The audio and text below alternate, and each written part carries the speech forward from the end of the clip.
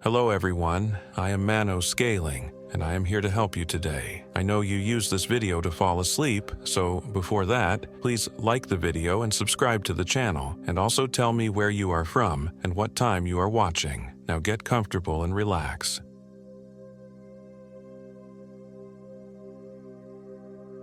My name is Jennifer Williams and I am 28 years old. This happened in the remote Kishna Hills of Alaska, near the northern boundary of Denali National Park in October of last year. What I'm about to tell you will sound impossible, but I have the scars to prove every word is true. It was supposed to be a simple 3-day camping trip. Just me, Robert Johnson, and Michael Williams. We'd been friends since college, and this annual October trip had become our tradition. Robert had found this supposedly pristine spot through some obscure hiking forum, a place called Moose Creek Valley, tucked away in the Kishna wilderness where tourists never ventured. "Trust me, Jen," Robert had said, spreading the topographical map across my kitchen table 2 weeks earlier. "This place is untouched. No cell towers, no other campers, just pure Alaska." His finger traced a thin line that represented what he claimed was an old mining trail. "We follow this for about 8 miles. Then there's this valley that opens up. Perfect for camping." Michael, ever the pragmatist, had frowned at the map. 8 miles through unmarked terrain? What if we get lost? "That's what GPS is for," Robert had laughed, patting his expensive outdoor gear. "Besides, I've got backup batteries for everything. What could go wrong?" Famous last words. We left Fairbanks on a Friday morning in Robert's pickup, driving the park's highway until we reached the turnoff for the old Kishna mining district. The road quickly degraded from asphalt to gravel to barely there dirt tracks that made my teeth rattle. Ancient spruce trees pressed in on both sides, their branches scraping against the truck like skeletal fingers. "Are you sure about this route?" I asked, gripping the door handle as we bounced through another pothole. "Relax," Robert said, though I noticed his knuckles were white on the steering wheel. "The GPS says we're only 2 miles from the trailhead." But when we finally stopped, there was no trailhead. No markers, no signs, just an overgrown path that disappeared into the dense forest. The trees here were different. Older, more twisted, their bark blackened as if they'd survived some ancient fire. The silence was absolute, broken only by the tick of the cooling engine. "This doesn't look right," Michael said, hefting his backpack. He was the cautious one of our group, a software engineer who planned everything down to the last detail. The forum post showed clear trail markers. Robert was already checking his GPS device, frowning at the screen. "That's weird. It shows we're in the right place, but..." He shook it as if that would help. "The elevation readings are all wrong." I shouldered my pack and tried to shake off the uneasiness that had been growing since we'd left the main road. Maybe the mountains interfere with the signal. We've got paper maps as backup, right? "Of course." Robert pulled out the topographical map, but when he unfolded it, his face went pale. "What the hell?" The map was blank. Not just our section. The entire thing showed nothing but white space where the trail markings and elevation lines should have been. "That's impossible," Michael said, grabbing the map from Robert's hands. "I saw you mark the route myself. We went over it a dozen times." But there was nothing. Just pristine, unmarked paper that smelled faintly of sulfur. "Must be a printing error," Robert said, but his voice lacked conviction. "The GPS will get us there. Come on, we're burning daylight." The path, if you could call it that, wound through increasingly dense forest. Within an hour, the canopy had grown so thick that it felt like walking through a green tunnel. The temperature seemed to drop with each step, and I found myself zipping up my jacket despite the exertion of hiking. "Anyone else smell that?" Michael asked after we'd been walking for 2 hours. I paused, breathing deeply. There was something underneath the usual forest scents of pine and decomposing leaves, something sweet and cloying, like overripe fruit, or meat left too long in the sun. "Probably just a dead animal," Robert said, but he'd started walking faster. The smell grew stronger as we continued, and with it came a sound that made my skin crawl. A low humming, almost like chanting, just at the edge of hearing. I kept looking over my shoulder, convinced we were being followed, but saw nothing except the same twisted trees and patches of fog that seemed to cling to the ground despite the lack of water sources. "GPS says we should be at the valley in another mile," Robert announced, though I noticed he'd been checking the device obsessively for the past hour. "Let me see that," Michael said, reaching for the GPS. Robert jerked it away. "It's fine. I know where we're going." But I could see the screen from where I walked, and the display showed nothing but static. We were lost, and Robert knew it. The humming stopped suddenly, leaving a silence so complete it felt oppressive. Even our footsteps seemed muffled now, as if the forest itself was absorbing all sound. That's when I noticed the trees around us had changed again. The bark wasn't just blackened. It was carved with symbols I didn't recognize, deep gouges that looked fresh despite the obvious age of the wood. "Robert," I said quietly, "I think we should turn back." "We're almost there," he insisted, but I could hear the uncertainty in his voice. "Almost where?" Michael demanded. "You have no idea where we are, do you?" Before Robert could answer, the path opened into a clearing. But it wasn't the beautiful valley Robert had promised. The space was roughly circular, maybe 50 feet across, surrounded by those same carved trees. The ground was bare earth, packed hard and stained dark with something I didn't want to identify. In the center stood a pile of stones arranged in a spiral pattern, and scattered around its base were what looked like bones. Lots of bones. "We need to leave," I said, backing toward the tree line. "Now." But Robert was already walking toward the stone pile as if in a trance. "This is amazing," he breathed.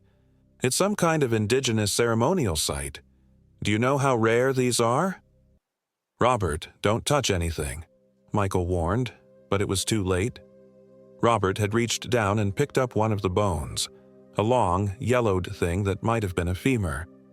The moment his fingers closed around it, the humming started again, louder now and definitely coming from multiple sources.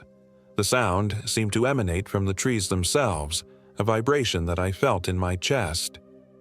"Put it down," I whispered, but Robert was staring at the bone with a strange expression, his eyes unfocused. The humming rose to a crescendo, then stopped. In the sudden silence, Robert blinked and looked around as if seeing the clearing for the first time.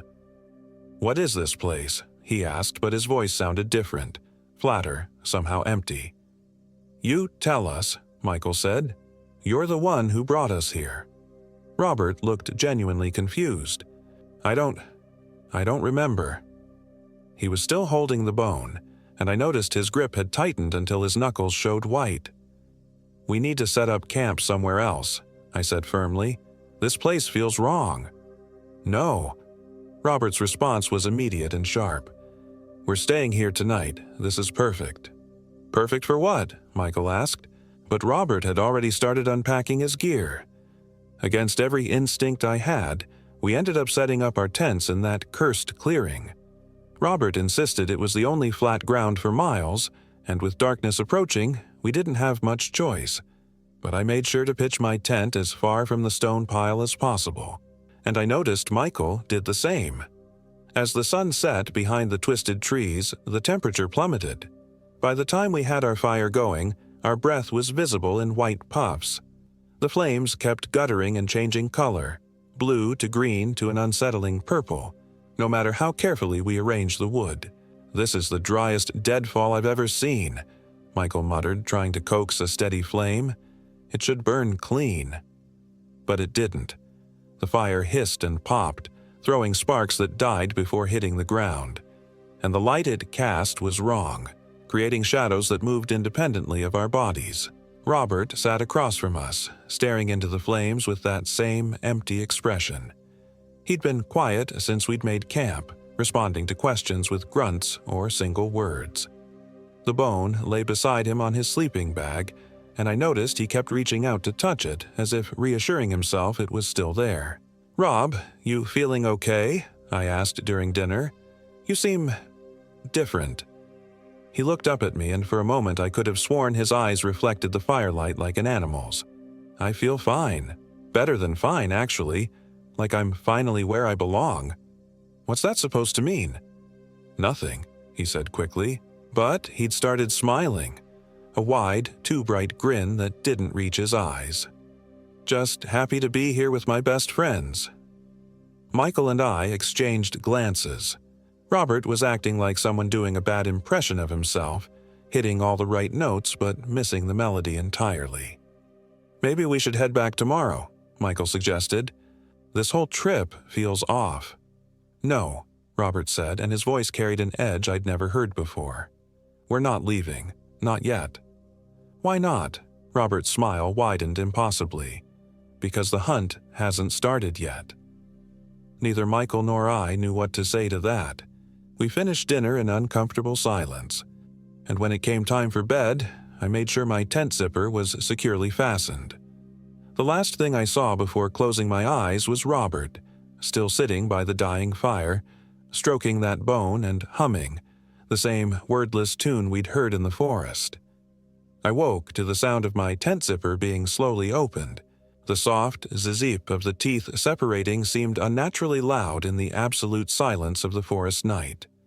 I lay perfectly still, my heart hammering against my ribs as cold air flowed into my sleeping bag.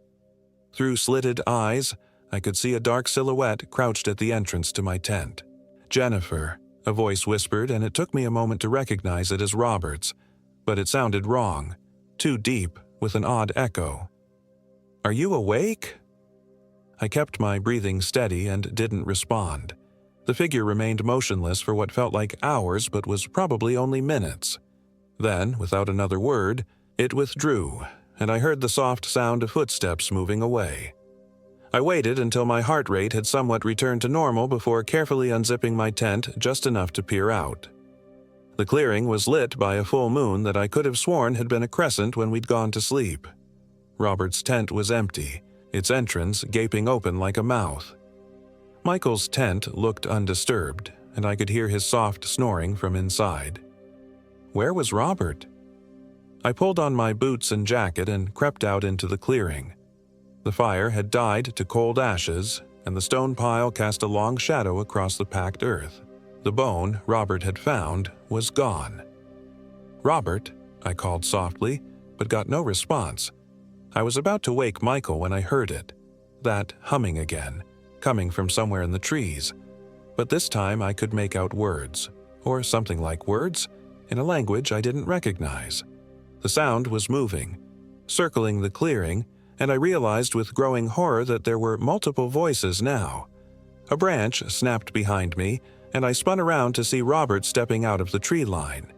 He was naked from the waist up despite the freezing temperature, and his skin was covered in what looked like mud or ash arranged in intricate patterns.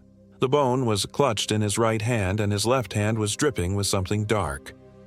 "You shouldn't be awake," he said in that wrong voice. "Robert, what the hell are you doing? You're going to freeze to death." He tilted his head like a curious animal.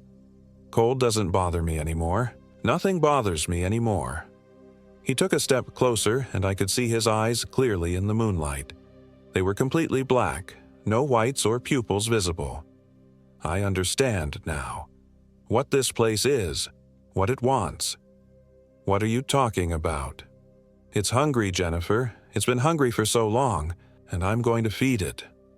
I backed toward Michael's tent, but Robert moved faster than should have been possible, blocking my path.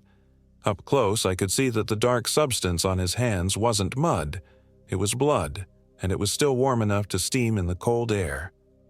"Where did that blood come from?" I whispered. Robert's impossible smile returned. "I found some hikers about a mile from here. A family. They were lost, just like us." He held up the bone, and I could see now that it wasn't old at all. The marrow was still red. The father put up quite a fight, but the hunger made me strong. I opened my mouth to scream for Michael, but Robert was suddenly behind me. One blood-slick hand clamped over my mouth, the other pressing the sharp end of the bone against my throat. "Shh," He breathed in my ear, and his breath was cold as winter air. "You'll wake our friend, and I want him to sleep until it's time." Time for what? I tried to struggle, but Robert's grip was like iron.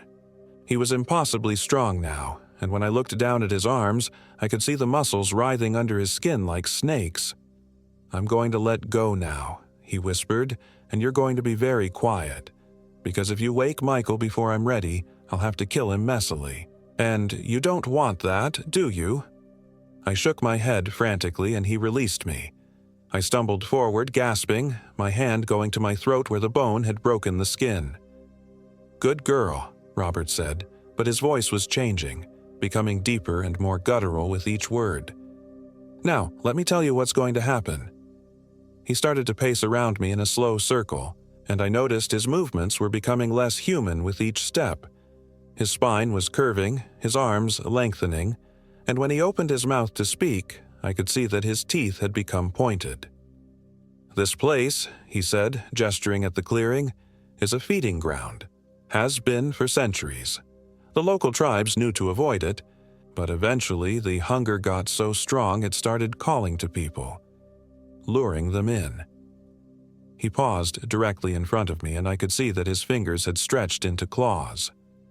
"It called to me through that forum post, made me see things that weren't there, believe things that weren't true. 'You're sick,' I managed to whisper. 'This isn't real. You need help.' Robert, or the thing that had been Robert, laughed, a sound like breaking glass. 'Oh, it's real, and I'm not sick. I'm becoming what I was always meant to be.' He held up his hands, admiring the transformation. 'The hunger doesn't just want to feed, Jennifer. It wants to spread, and I'm going to help it.' Behind us, I heard the soft sound of a tent zipper, and my heart sank as Michael's sleepy voice called out, 'Jen, everything okay out there?' Robert's head snapped around with inhuman speed. 'Perfect timing,' he growled. Michael stepped out of his tent, rubbing his eyes. 'What are you guys doing up so—' He stopped mid-sentence when he saw Robert's transformed state. 'What the fuck?' 'Run!' I screamed, but it was too late. Robert moved like a predator, covering the distance to Michael in a single bound. They went down together in a tangle of limbs, and I heard Michael scream, a sound of pure terror that cut through the night air. I ran. Behind me, Michael's screams rose in pitch, then cut off abruptly. I crashed through the tree line without looking back, branches tearing at my clothes and skin. The humming had started up again, louder now, and it seemed to be coming from every direction. I ran blindly through the twisted forest, my flashlight beam dancing wildly as I stumbled over roots and crashed through undergrowth. The trees seemed to move in my peripheral vision, shifting and rearranging themselves to block my path. More than once I found myself running toward what looked like an opening, only to slam into a wall of branches that hadn't been there seconds before. The humming was inside my head now, a constant droning that made it hard to think. And underneath it, I could hear something else. Footsteps, keeping pace with me through the forest. But when I turned my light toward the sound, there was nothing there except more trees and that ever-present fog. I don't know how long I ran. Time seemed to have no meaning in that place. My phone was dead, the screen completely black despite having been fully charged when we'd started the hike. My watch had stopped at 3:33 a.m., though I had no idea if that was the actual time. Eventually, exhaustion forced me to stop. I leaned against a tree, gasping for breath, and tried to get my bearings. But every direction looked the same. Endless rows of those twisted, carved trees disappearing into darkness. That's when I heard Michael calling my name. "Jennifer." His voice echoed through the forest, sounding perfectly normal. "Jennifer, where are you? Robert's hurt." I pressed myself closer to the tree, my hand over my mouth to muffle my breathing. It sounded like Michael, but I'd seen what had happened to him. I'd heard his screams. "Jen, please." The voice was closer now, and definitely Michael's. I got away, but Robert's bleeding really bad. I need help. Part of me wanted to believe it. Wanted to think that somehow Michael had escaped and that what I'd seen was just the product of exhaustion and stress. but I remembered Robert's transformation, those black eyes and razor teeth, and I stayed hidden. The footsteps stopped directly in front of my hiding place. "I know you're there, Jennifer." Michael's voice had changed, becoming flat and emotionless, the same way Robert had sounded earlier. "I can smell your fear." I held my breath and closed my eyes, praying he would move on. "The hunger is patient," he continued conversationally. "It's waited so long already. What's a few more hours?" A pause. "But I'm not as patient as it is." Something grabbed my ankle and yanked me out from behind the tree. I found myself face to face with Michael, or what had been Michael. Like Robert, his eyes were now completely black, and his skin had the same pale, waxy quality. But unlike Robert's transformation, Michael's seemed incomplete, as if the thing inside him was still learning how to wear his body. "There you are," he said, tilting his head at an unnatural angle. "We've been looking everywhere for you." "We?" Michael's smile was Robert's smile. Too wide, too bright. "Oh yes, Robert's still here. We're both here. And soon you'll be here too." I tried to run again, but Michael's grip on my ankle was unbreakable. He dragged me through the forest like I weighed nothing, my fingers scrabbling uselessly at the ground as I tried to find purchase. We emerged back into the clearing, and I saw that things had changed. The stone pile was larger now, built up with what looked like fresh bones. The ground around it was soaked with dark stains, and the air was thick with the smell of copper and decay. Robert was waiting for us, but his transformation was complete now. He stood nearly 8 feet tall, his limbs elongated and twisted, his skin stretched tight over a frame that was no longer entirely human. When he opened his mouth, I could see rows of needle-sharp teeth that went back far deeper than any human throat. "Welcome back," he said in a voice like grinding stone. "We saved the best part for you."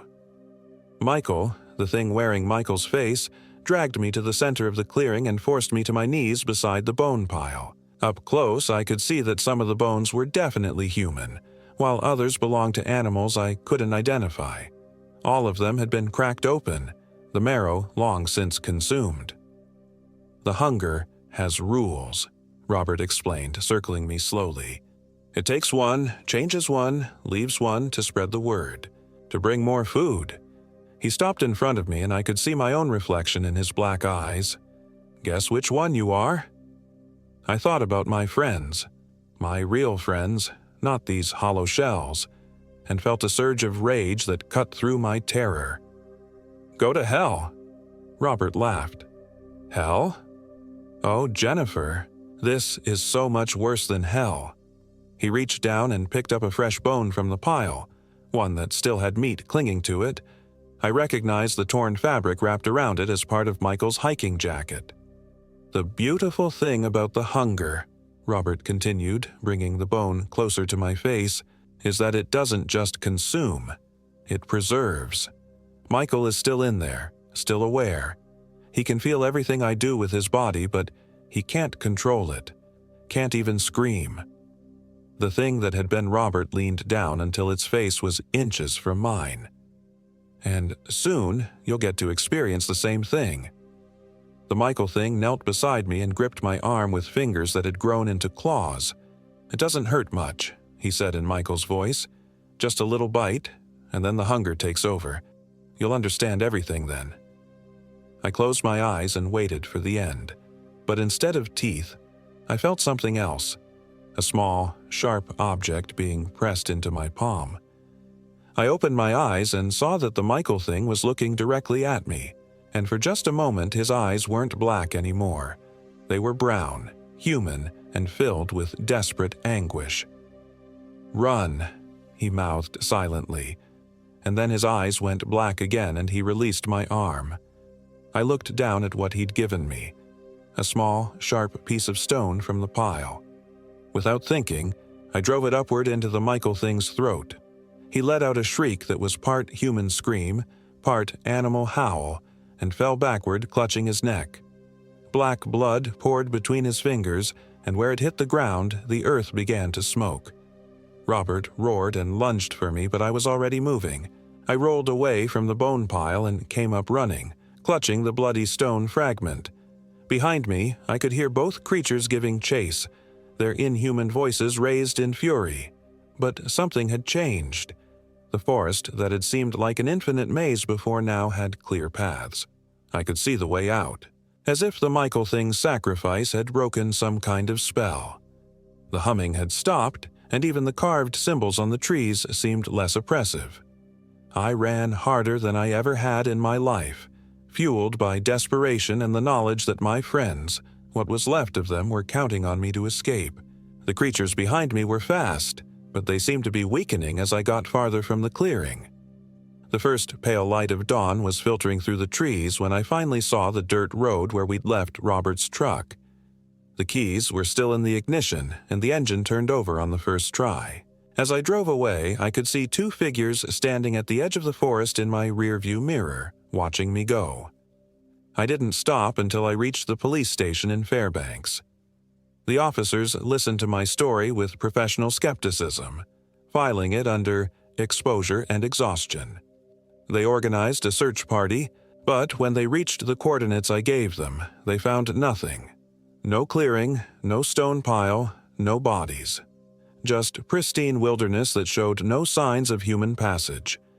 The official report stated that Robert Johnson and Michael Williams had become separated from their hiking companion during a camping trip and were presumed dead due to exposure.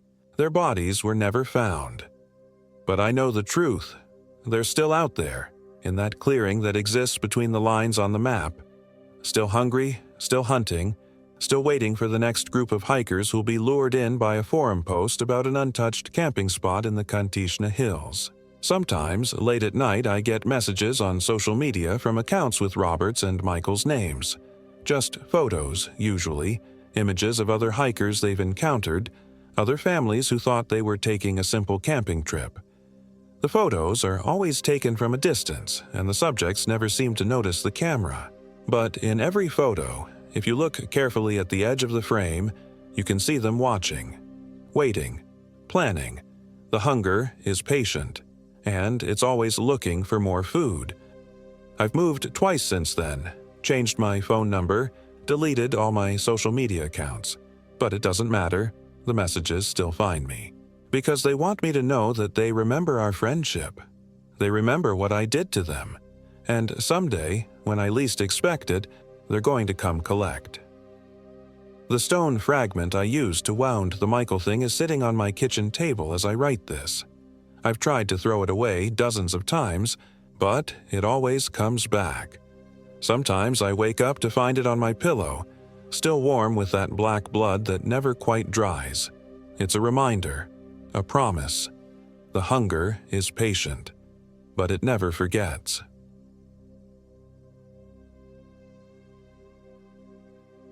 My name is Michael Williams, and I am 29 years old.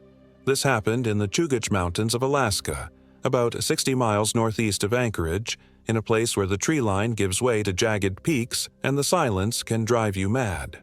I should have listened to the locals in Girdwood when they warned us about the Raven Creek Trail. Should have paid attention when old Pete at the gear shop went quiet after mentioning our destination, his weathered hands pausing as he packed our freeze-dried meals. Should have turned around when we found those bones scattered around our first campsite like broken teeth in the dirt. But I didn't. None of us did. The expedition was supposed to be a celebration. After 18 months of grinding through our startup's development phase, my business partners Jake Thompson, Sarah Davis, and Amanda Young had earned this break.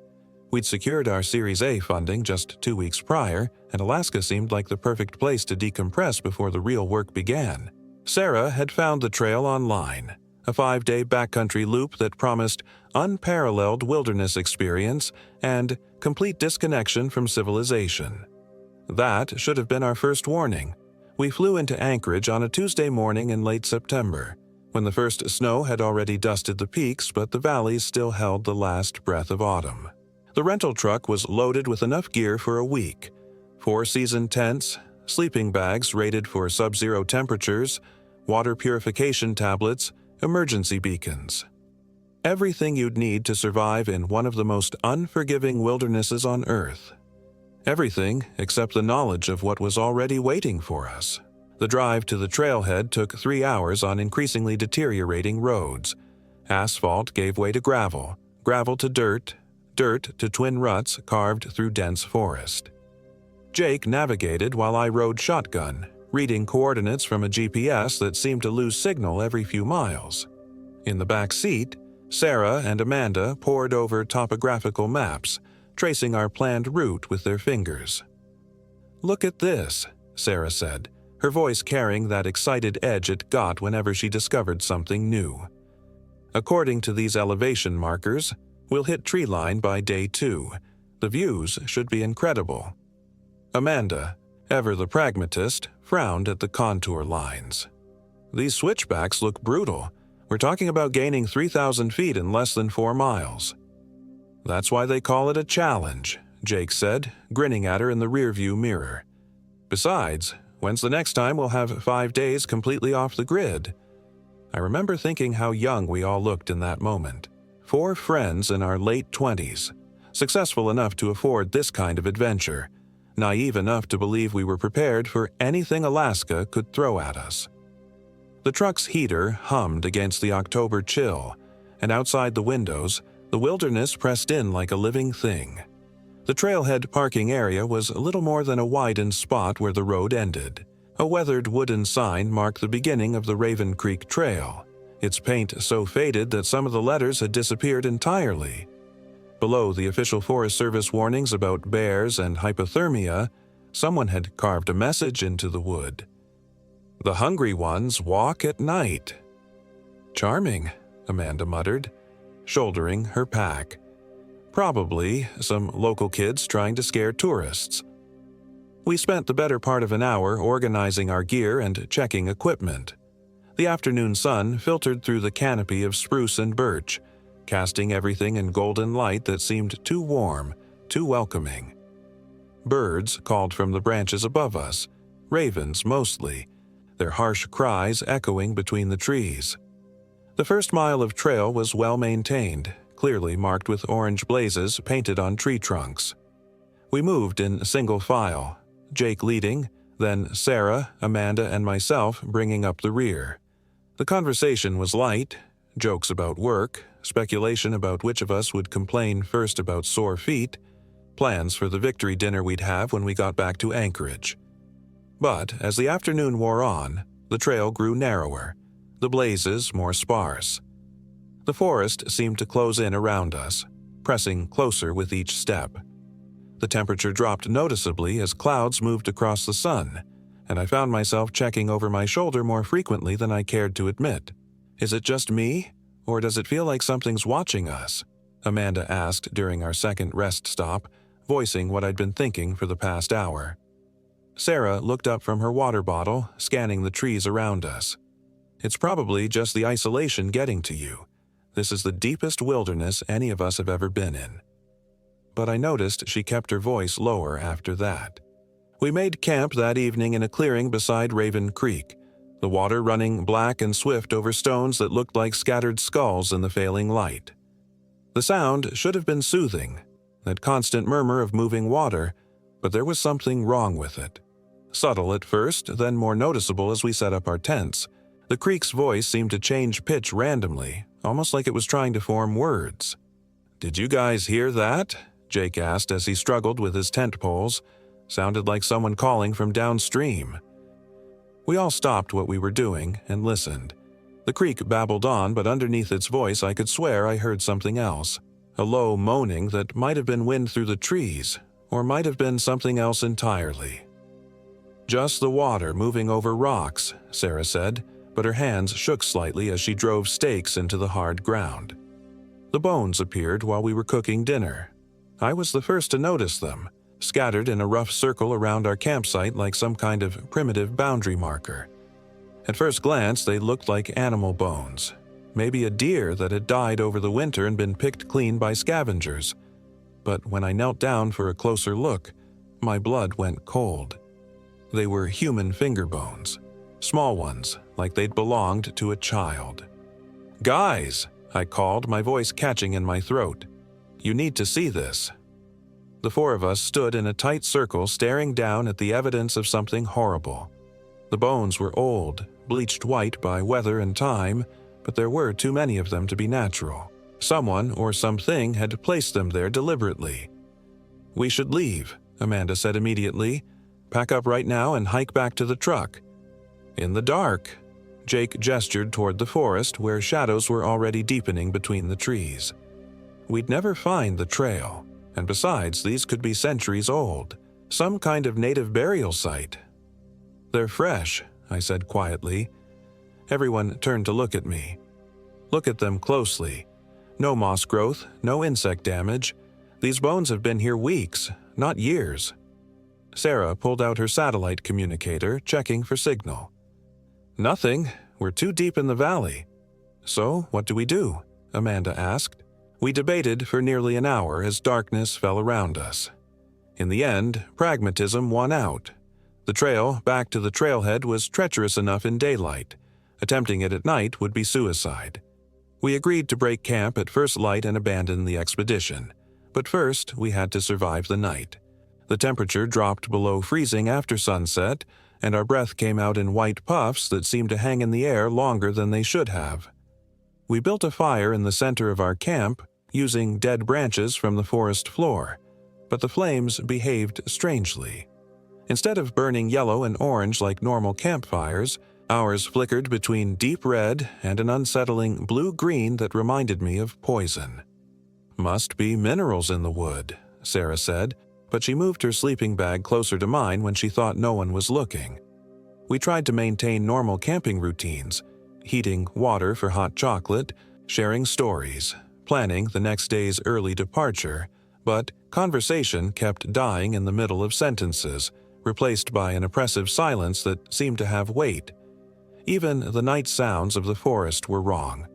No owl calls, no rustle of small animals in the underbrush.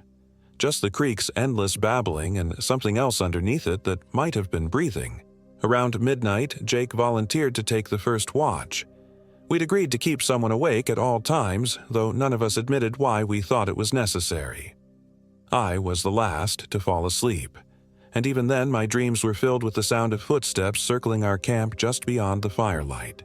I woke to Sarah screaming. The sound cut through my sleep like a blade, bringing me instantly awake and fumbling for the flashlight beside my sleeping bag. The fire had died to embers, casting everything in a hellish red glow that made the shadows dance like living things. "Where's Jake?" Sarah was sitting up in her sleeping bag, pointing toward his tent. "Where is he?" The tent flaps hung open, moving slightly in a breeze that I couldn't feel. Jake's sleeping bag was empty, unzipped from the inside, still warm to the touch when I pressed my hand against it. "Maybe he went to use the bathroom," Amanda suggested, but her voice carried no conviction.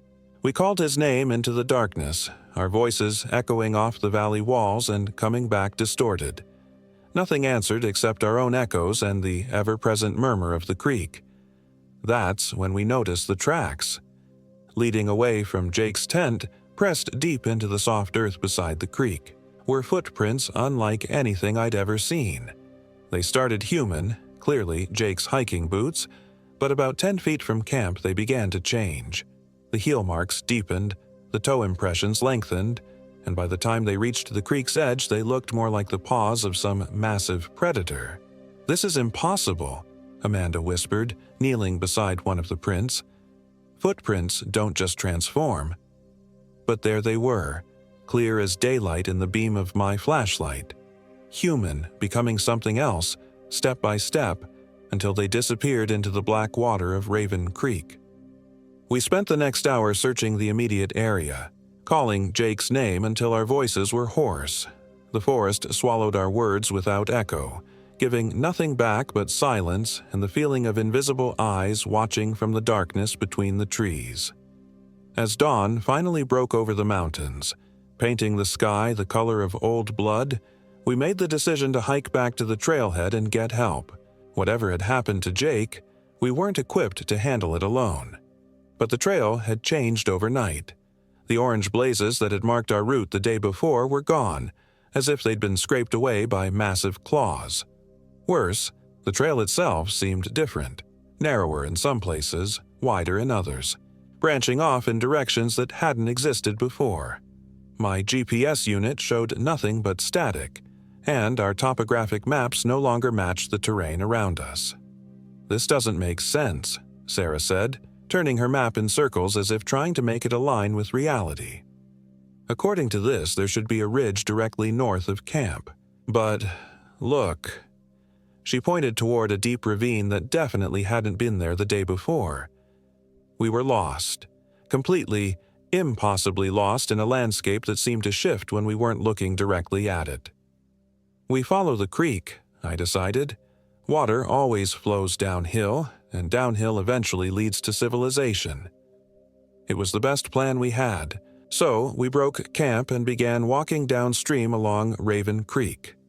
The water seemed deeper than it had the night before, and darker, flowing with a thick, almost syrupy consistency that made it hard to look at directly. We'd been hiking for maybe 2 hours when Amanda stopped suddenly, her hand raised for silence. "Do you hear that?" she whispered. At first, I heard nothing except the creek and our own labored breathing. Then, carried on the wind from somewhere ahead of us, came the sound of singing. A man's voice, high and clear, performing what sounded like a children's lullaby. It was Jake's voice. "Rock-a-bye, baby, in the treetop," the voice sang, getting closer with each verse. "When the wind blows, the cradle will rock." We followed the sound through a stand of dead birch trees, their white bark peeling away like diseased skin. The singing grew louder, more distinct until we could make out every word with crystal clarity. We found him in a clearing about a quarter mile from the creek, sitting cross-legged beneath a massive spruce tree with his back to us. He was still wearing the same clothes from the night before, but something was wrong with the way he sat. Too straight, too still, like a mannequin positioned for display. "Jake," Sarah called softly. "Jake, are you okay?" He didn't respond, just kept singing in that eerily perfect pitch. As we got closer, I could see that his hands were folded neatly in his lap, and his head was tilted at an angle that would have been uncomfortable for a living person to maintain. "When the bough breaks, the cradle will fall," he sang, his voice never wavering. "And down will come baby, cradle and all." "Jake, we need to go," Amanda said, reaching out to touch his shoulder. "We need to get back to—" He turned around. It was Jake's face, but wrong in ways that made my mind rebel against what I was seeing. His eyes were completely black, like someone had filled the sockets with tar. His mouth stretched too wide when he smiled, revealing teeth that had grown longer and sharper overnight. And his skin. His skin had taken on a grayish pallor that looked more like tree bark than human flesh. "Down will come baby," he sang directly at us, his black eyes reflecting nothing. "Cradle and all." Sarah stumbled backward, a scream catching in her throat.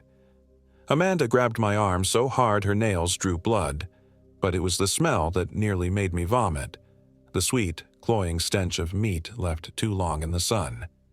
The thing that looked like Jake stood up with movements that were too fluid, too graceful. Every joint seemed to bend in directions that human anatomy didn't allow. As it rose to its full height, which was definitely taller than Jake had been, I could see that its fingernails had grown into curved claws, dark with what looked like dried blood.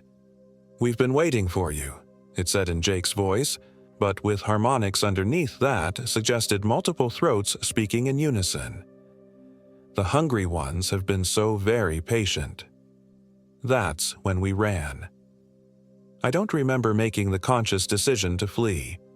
One moment we were standing frozen in terror, the next we were crashing through the underbrush, branches tearing at our clothes and faces as we fought our way back toward the creek. Behind us, that horrible singing continued, sometimes close enough to feel breath on our necks, sometimes echoing from multiple directions as if the thing was somehow everywhere at once. We ran until our lungs burned and our legs gave out, finally collapsing beside a boulder that offered some shelter from the wind. When I looked back, the forest was empty. but the singing continued somewhere in the distance. "What the hell was that thing?" Amanda gasped, her face pale and streaked with scratches. "It wasn't Jake," Sarah said, rocking back and forth with her arms wrapped around her knees. "That wasn't Jake." But I wasn't so sure. There had been something familiar in those black eyes, some essential quality that belonged to my friend. Whatever had happened to him overnight, whatever transformation had taken place, some part of Jake was still in there, and that might have been the most terrifying realization of all. We spent the rest of the day following the creek downstream, hoping to find a way back to civilization, or at least to higher ground where our satellite communicator might pick up a signal. But the landscape continued to shift around us in subtle ways that left us increasingly disoriented. Valleys appeared where ridges should have been. The creek doubled back on itself in impossible loops, and the sun seemed to move across the sky in the wrong direction. By evening, we were completely lost in a wilderness that no longer followed the laws of geography or physics. "This is impossible," Amanda kept saying, studying her compass as its needle spun wildly without settling on any direction. "Compasses don't just stop working." "Nothing about this is possible," Sarah replied. "But here we are." We made camp that night in the ruins of what looked like an old cabin, its walls partially collapsed but offering some protection from the wind. Inside, we found evidence of previous occupants: moldy sleeping bags, empty food cans, and scratched into the wooden floor, a message that made my blood run cold. "They take your shape when you sleep. Stay awake, trust no one." Below that, in different handwriting, Day 12. Sarah is not Sarah anymore. She smiles too much. And below that, in a third hand, the singing never stops. We stared at these messages in the light of our flashlights, each of us calculating how many different groups of people had found themselves trapped in this place. How many had faced whatever was hunting us now. "We're not staying here," Amanda said immediately. "I don't care if we have to walk all night." But when we tried to leave the cabin, we found that the door wouldn't open. Not stuck or locked, simply wouldn't budge, as if the frame had fused with the wood while we weren't paying attention. The windows were the same way, sealed tight despite appearing completely normal. We were trapped. "The walls," Sarah said, her voice tight with panic. "Check the walls for another way out." We spent an hour examining every inch of the cabin interior, looking for loose boards or hidden passages. Nothing. The structure that had seemed partially collapsed from the outside was perfectly intact on the inside, without so much as a crack in the walls. That's when the singing started again. It began as a whisper, so faint we almost didn't notice it beneath the sound of wind through the trees. But gradually it grew louder, clearer, until we could make out the words of that same children's lullaby echoing from somewhere outside the cabin. "Rock-a-bye baby in the treetop." Sarah pressed her hands over her ears. "Make it stop. Please make it stop. When the wind blows, the cradle will rock." The voice was definitely Jake's, but now there were others joining in. A woman's voice that sounded disturbingly like Amanda's. A man's voice that could have been my own. A chorus of familiar voices singing that innocent song with undertones that spoke of hunger and malice. "When the bough breaks, the cradle will fall." Amanda was examining the door again, throwing her full weight against it in increasingly desperate attempts to break free. But the wood might as well have been steel for all the give it showed. "And down will come baby, cradle and all." The singing stopped. In the sudden silence that followed, we could hear something moving outside the cabin. Footsteps in the dead leaves, but too many of them, and not all moving with human rhythm. Some shuffled, some skipped, some moved with the loping gait of four-legged animals. Then came the scratching, long, slow scrapes down the outside walls, like claws or fingernails dragging across the wood. The sound made my teeth ache and raised goosebumps along my arms. It started at one corner of the cabin and moved systematically around the perimeter, as if whatever was out there was testing the structure for weaknesses. "They're looking for a way in," I whispered. The The scratching stopped directly outside the wall where we huddled together. For a long moment, everything was quiet except for our ragged breathing and the frantic beating of my heart. Then, something spoke from directly on the other side of the wall, inches from my head. "Michael." It was my own voice, perfectly replicated. "Michael, why won't you let me in?" I felt Amanda's hand tighten on my arm. On my other side, Sarah had gone completely rigid with terror. "I'm so cold out here, Michael. So hungry. Please open the door." "Don't answer it," Amanda breathed in my ear. "Don't say anything." "I know you can hear me," my voice continued from outside. "I can smell your fear through the walls, sweet and sharp, like copper pennies." The thing wearing my voice moved along the wall, its footsteps stopping directly outside where each of us sat. When it reached Sarah's position, it spoke again, but now in her voice. "Sarah, darling, why are you hiding from yourself? Don't you want to come home?" Sarah bit down hard on her hand to keep from screaming. "Amanda," it continued, moving on. "Amanda, sweet Amanda. I have such wonderful things to show you, such beautiful ways to die." This continued for hours. The thing outside, or things because sometimes multiple voices spoke at once, cycled through perfect imitations of our voices, pleading and threatening and promising in turns. They told us about the others who had been trapped here before us, describing in vivid detail how they had been slowly consumed. They spoke of hunger that went beyond simple feeding, of a need to inhabit and corrupt that was as fundamental as breathing. And gradually, as the night wore on, I began to notice changes in my companions. It started with Sarah. Subtle at first, a slight slackening of her facial muscles, a distant look in her eyes as if she was listening to something only she could hear. Then her breathing changed, becoming deeper and more rhythmic, almost like she was falling asleep while sitting upright. "Sarah?" I whispered. "Are you okay?" She turned to look at me, and for just a moment her pupils seemed to dilate until her eyes were almost entirely black. Then she blinked, and they were normal again.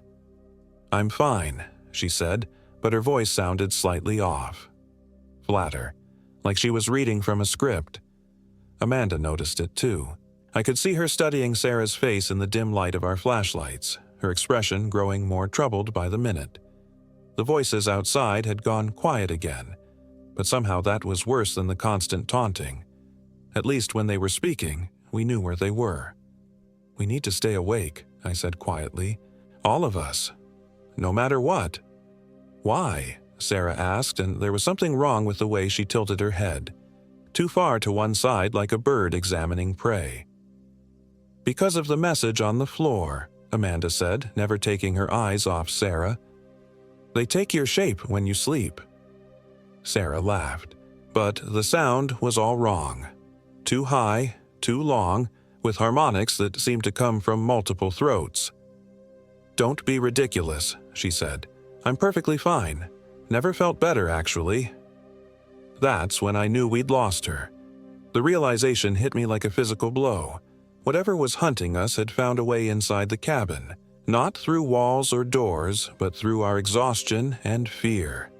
It had taken Sarah while she slept sitting up, wearing her face like a mask while something alien moved behind her eyes. "Sarah," I said carefully, "what's my middle name?" She blinked slowly, considering. I don't think you ever told me." "I did, 2 years ago at the company Christmas party. You said it was the most boring middle name you'd ever heard." For a moment, the mask slipped.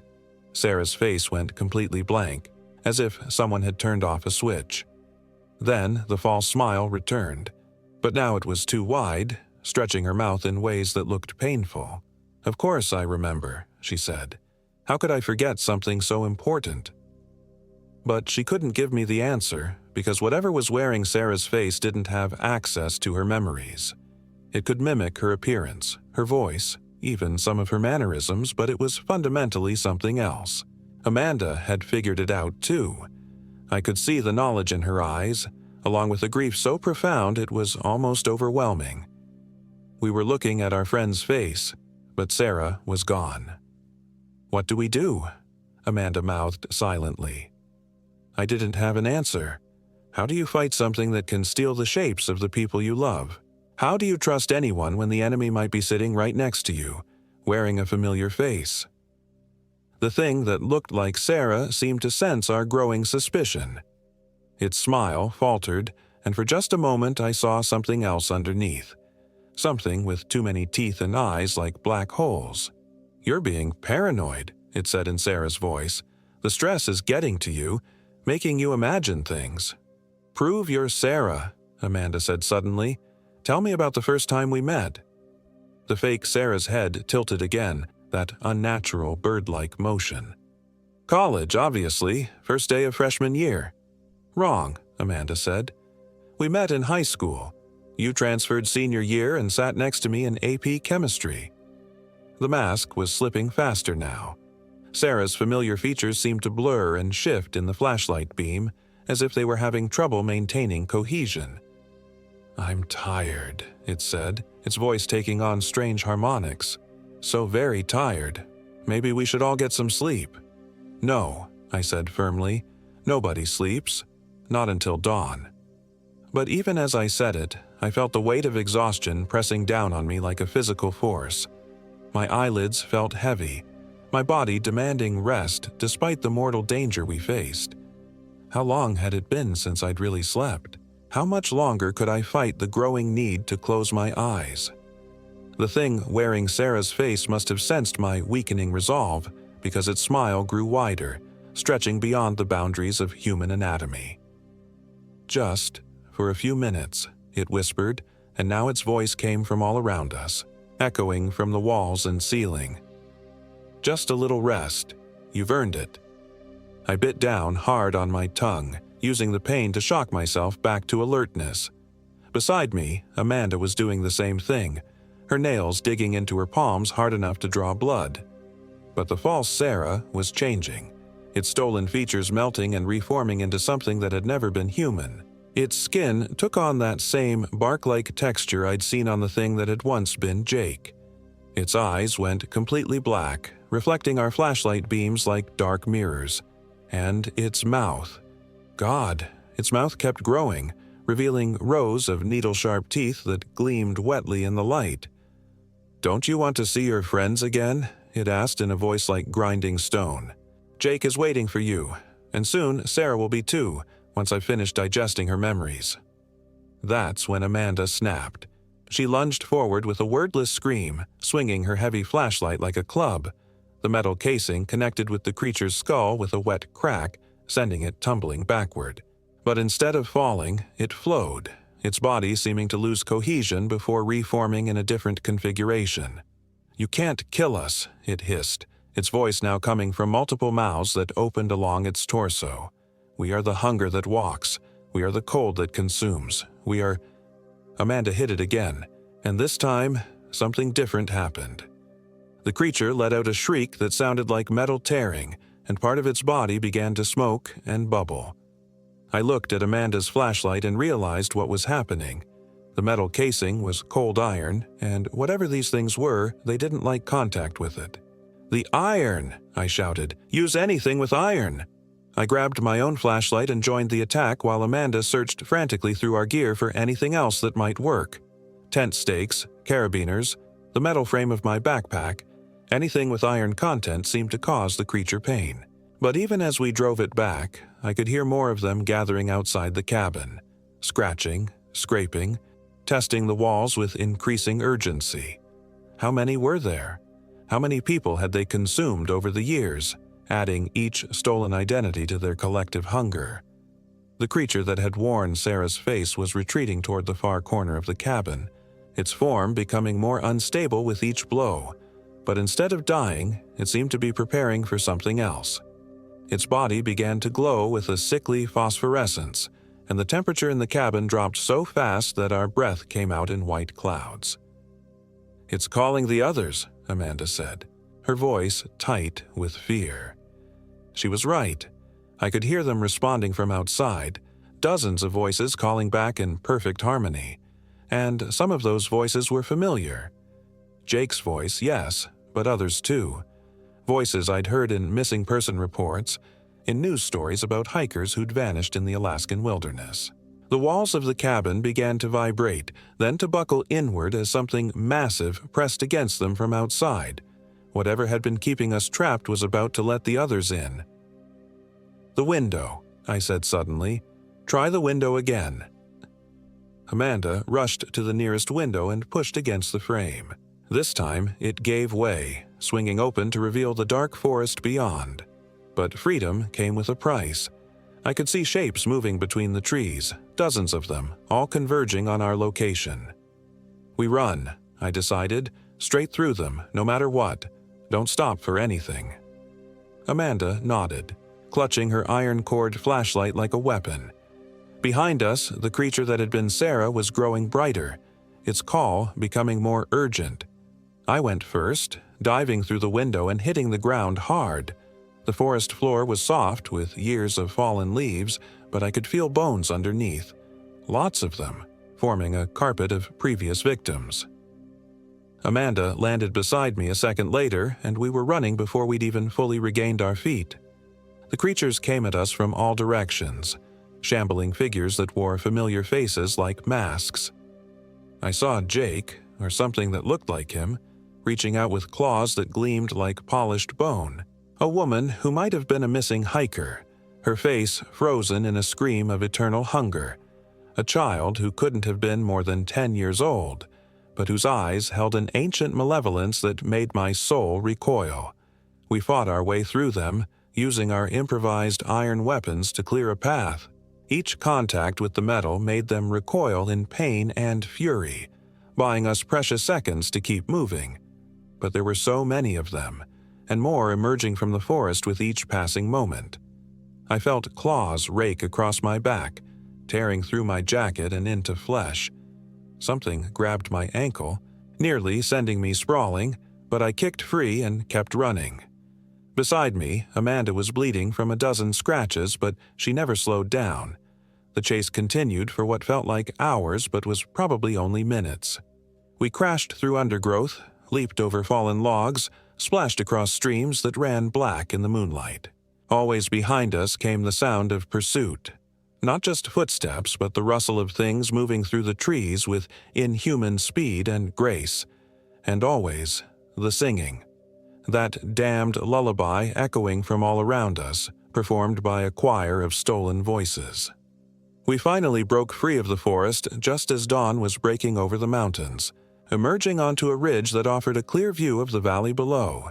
In the growing light, I could see the real Raven Creek Trail snaking through the trees about a mile to our south. We'd been running parallel to it all night without knowing it. "There," I gasped, pointing toward the distant trail. "If we can reach it."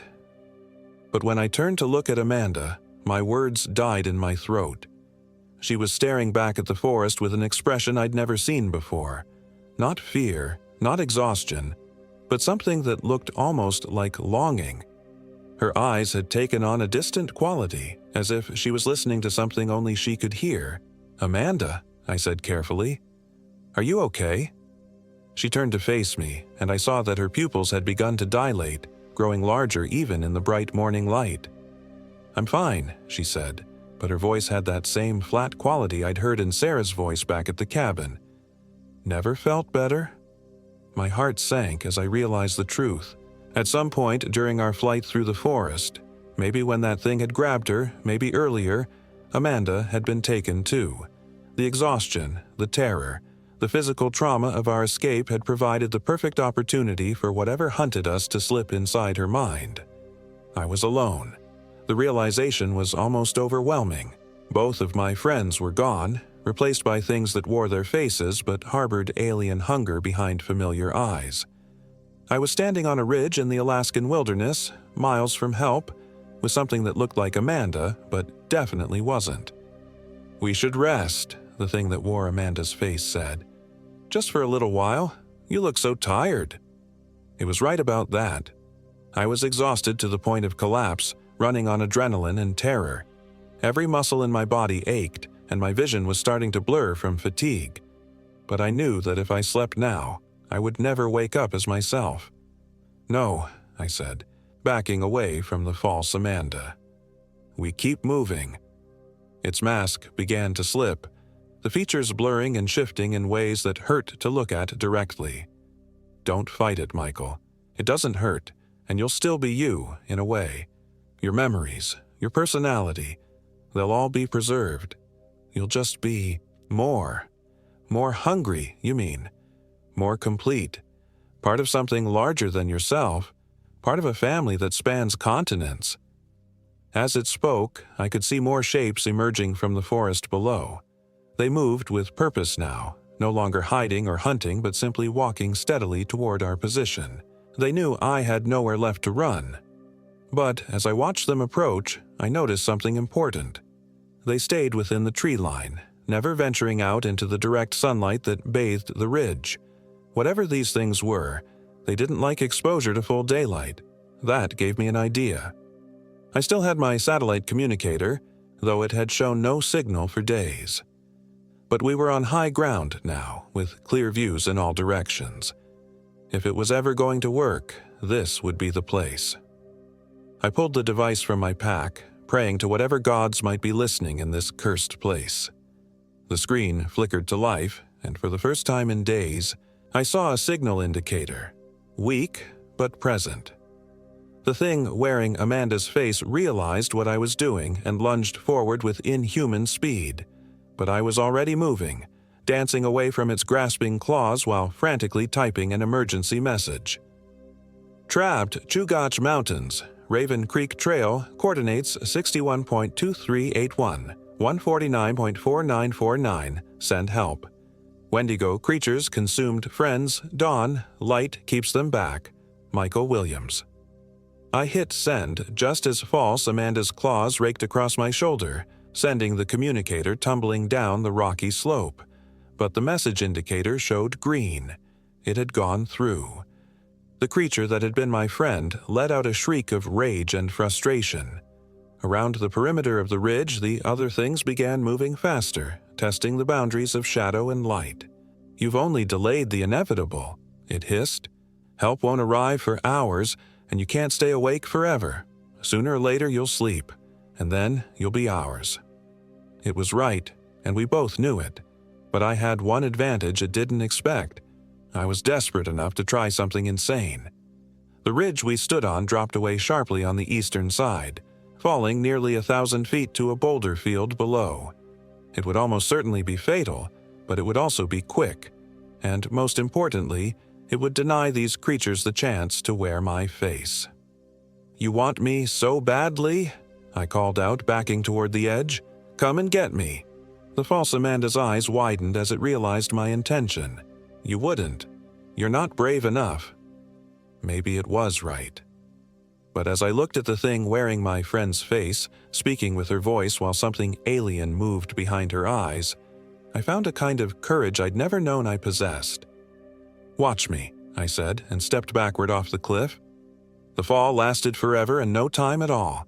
I had a moment to see the creatures on the ridge above me, their stolen faces twisted with rage and hunger.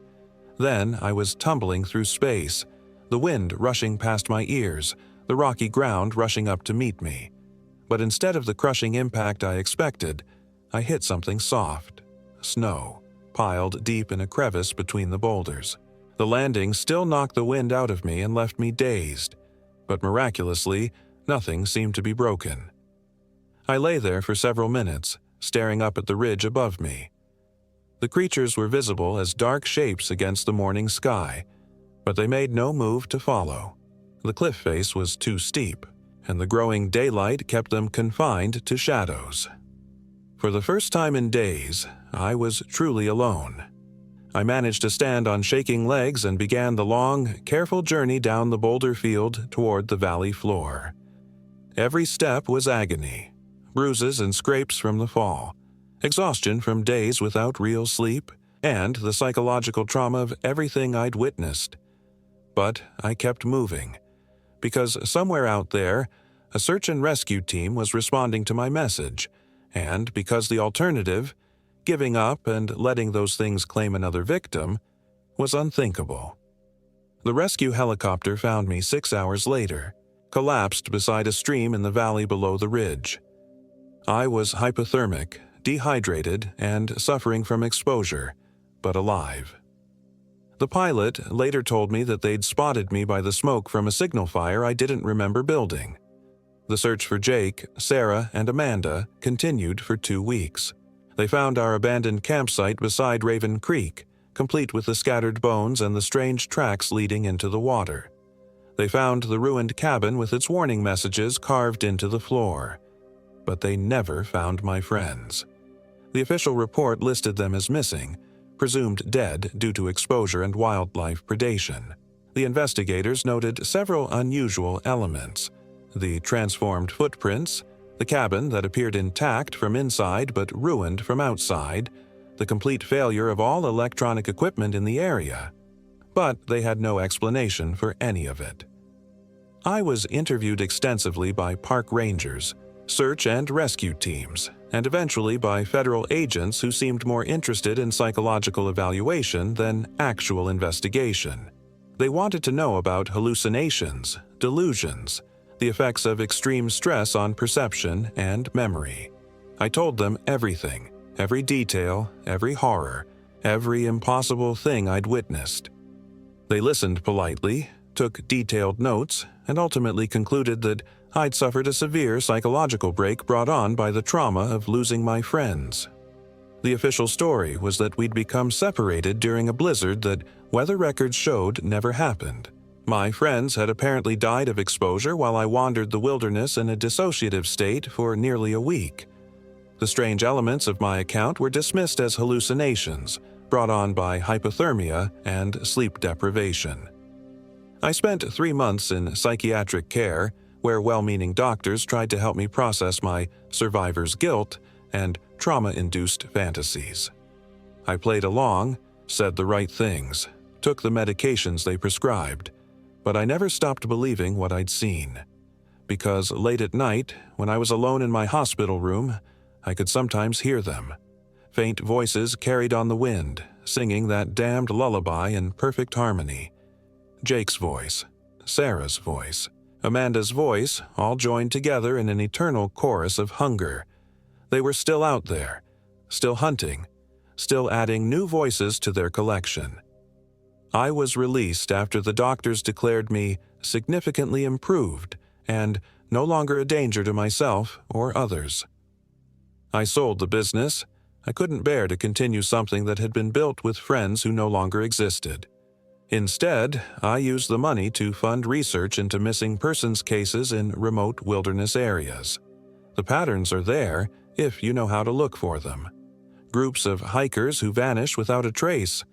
Campsites found empty except for strange footprints that seem to transform from human to something else. Electronic equipment that fails inexplicably.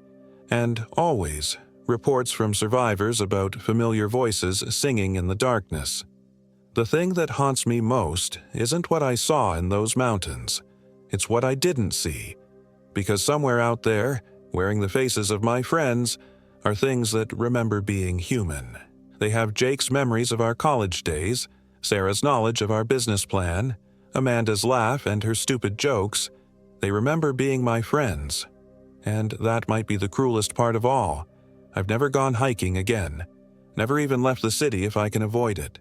Because I know that somewhere in the wilderness, in places where the maps don't quite match the terrain and the rules of reality bend like old wood, they're waiting. And sometimes, late at night when the wind is just right, I can hear them calling my name.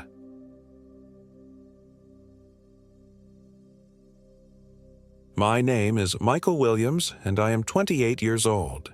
This happened in the remote wilderness near Wonder Lake in Denali National Park, Alaska, during what was supposed to be a simple 3-day camping trip with my best friend, David Jones.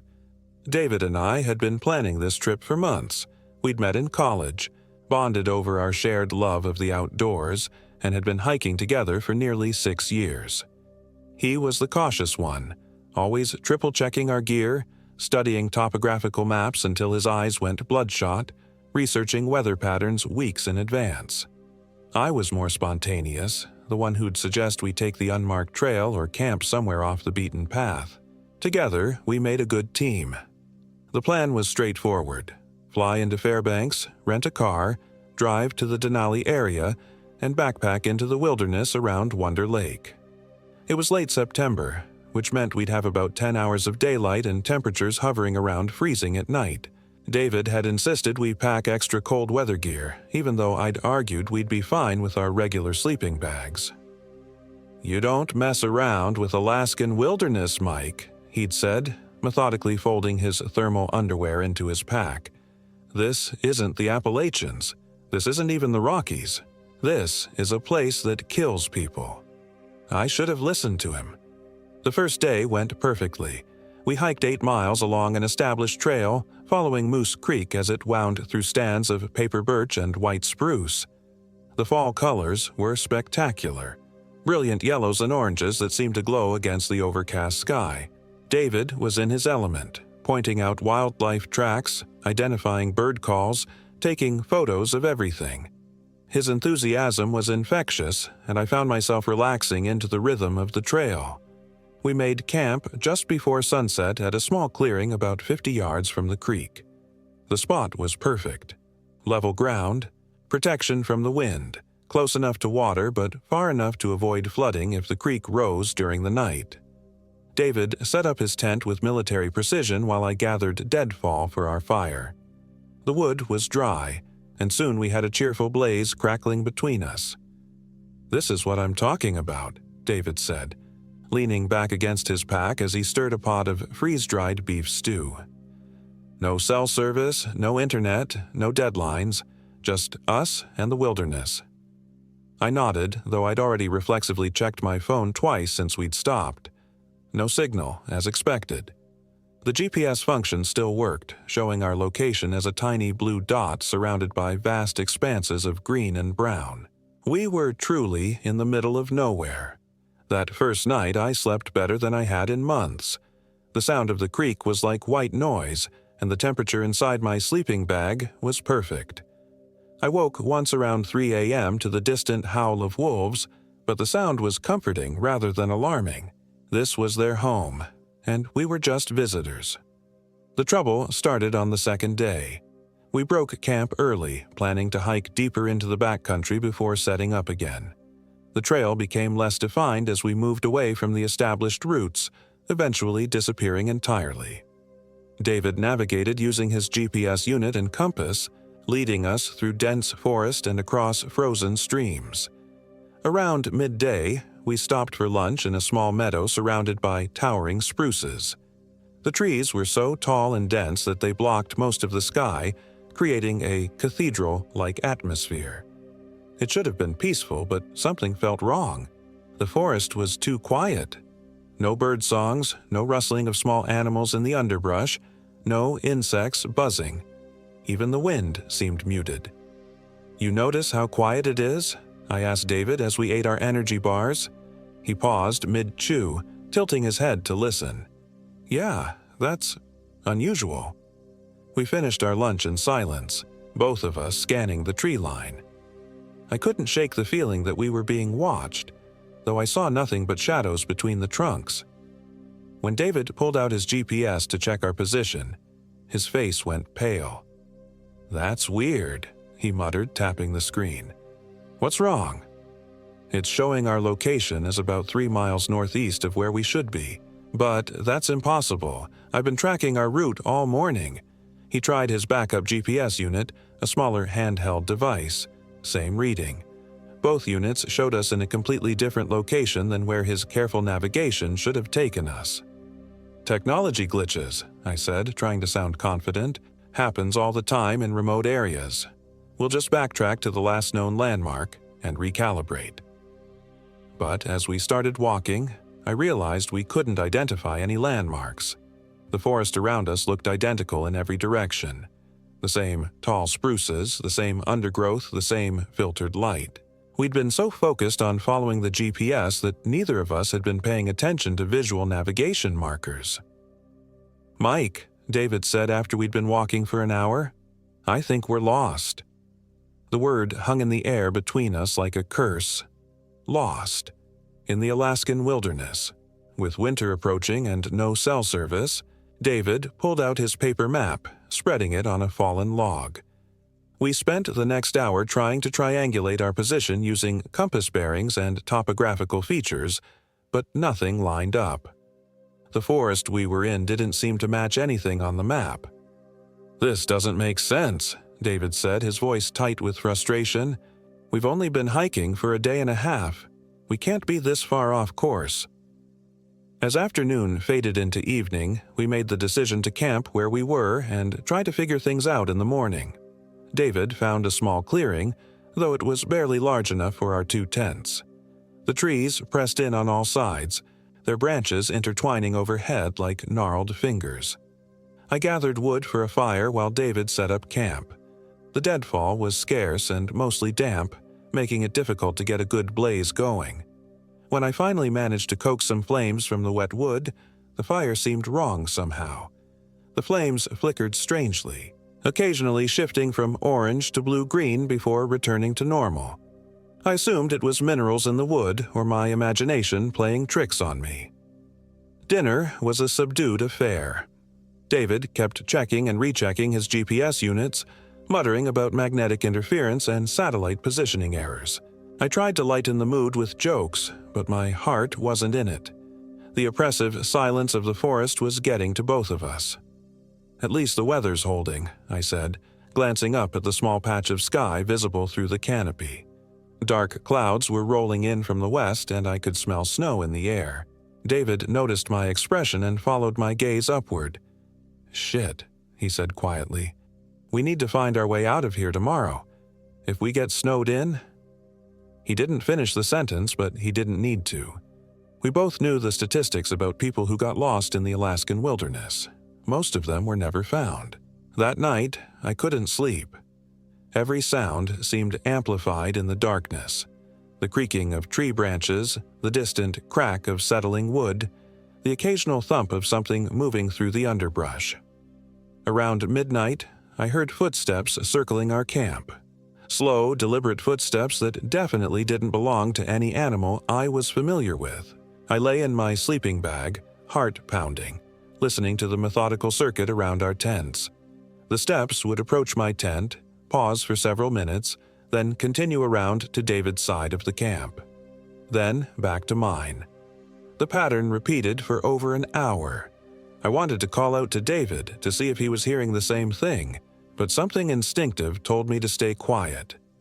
Whatever was out there, I didn't want to draw its attention. Eventually, the footsteps stopped. I waited another hour before finally drifting into an uneasy sleep. When I woke the next morning, David was already up, crouched by the cold remains of our fire. "Mike," he said without looking up, "come look at this." I crawled out of my tent, immediately noticing that the air was colder and the sky was the color of pewter. Snow was definitely coming. David pointed to the ground around our campsite. In the soft earth, clear as day, were footprints. Human footprints. Bare human footprints. "They go all the way around the camp," David said, his voice barely above a whisper. "Multiple circuits. But look at this." He led me to where the prints were clearest. They were large, maybe size 13 or 14, but the toes were wrong. Too long, too pointed, and what looked like claw marks extending beyond where normal toenails would be. "What the hell made these?" I asked. David just shook his head. He'd gone pale, and I noticed his hands were shaking as he packed up his gear. We broke camp quickly, both of us eager to get moving. The plan was to head east, toward what David hoped was the main trail system. But as we hiked, the forest seemed to close in around us. The trees grew taller and more densely packed, blocking out what little daylight filtered through the clouds. Around noon, it started to snow. Not the gentle flurries I'd hoped for, but heavy, wet flakes that quickly began accumulating on the ground and weighing down the tree branches. Our pace slowed as the trail, if you could call the barely perceptible path we were following a trail, became slippery and treacherous. "We need to find shelter," David said, raising his voice over the increasing wind. This is turning into a real storm." But there was no shelter to be found, just endless forest stretching in every direction. The snow was coming down harder now, and visibility was dropping to less than 50 feet. We were in serious trouble. That's when David disappeared. We'd been hiking single file with David in the lead as usual. I was maybe 10 feet behind him, head down, watching my footing on the increasingly slippery ground. When I looked up, he was gone. "David!" I called out, panic immediately clawing at my throat. "David, where are you?" No response. The snow was falling so heavily now that his tracks were already being filled in. I retraced my steps, calling his name over and over, but there was no sign of him. It was as if he'd simply vanished into thin air. I spent the next 3 hours searching, fighting against the storm and my own growing terror. The temperature was dropping rapidly, and the snow was now ankle-deep. If I didn't find shelter soon, hypothermia would become a real concern. Finally, as darkness began to fall, I heard David calling my name. The sound came from ahead of me, in the direction we'd been hiking. I followed his voice, stumbling through the snow-covered underbrush until I found him standing in a small clearing. "Thank God!" I gasped, relief flooding through me. "I thought I'd lost you. Where the hell did you go?" David turned to face me, and something cold settled in my stomach. He was smiling, but it was wrong somehow. Too wide, too fixed, like someone had told him to smile and he was concentrating very hard on getting it right. "I got turned around in the snow," he said, but his voice sounded strange. Flat, emotionless. "I've been looking for you." "Are you okay? You look—" I trailed off, not sure how to articulate what was bothering me. "I'm fine," he said, still wearing that unsettling smile. "We should make camp. The storm is getting worse." I wanted to argue, to suggest we keep moving until we found better shelter, but David was already dropping his pack and pulling out his tent. Something about his movements seemed off, too. Too jerky, like a marionette being controlled by an inexperienced puppeteer. We set up camp in the clearing, though the wind was howling through the trees and the snow was coming down sideways. I tried to get a fire started, but the wood was soaked and the wind kept blowing out my matches. After 20 minutes of frustration, I gave up. "Aren't you going to help me with this?" I asked David, who was sitting cross-legged in front of his tent, staring at me with that fixed smile. "Fire won't stay lit tonight," he said matter-of-factly. "Too much wind."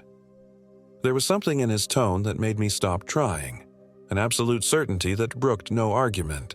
I finished setting up my tent and crawled inside, grateful to be out of the wind and snow.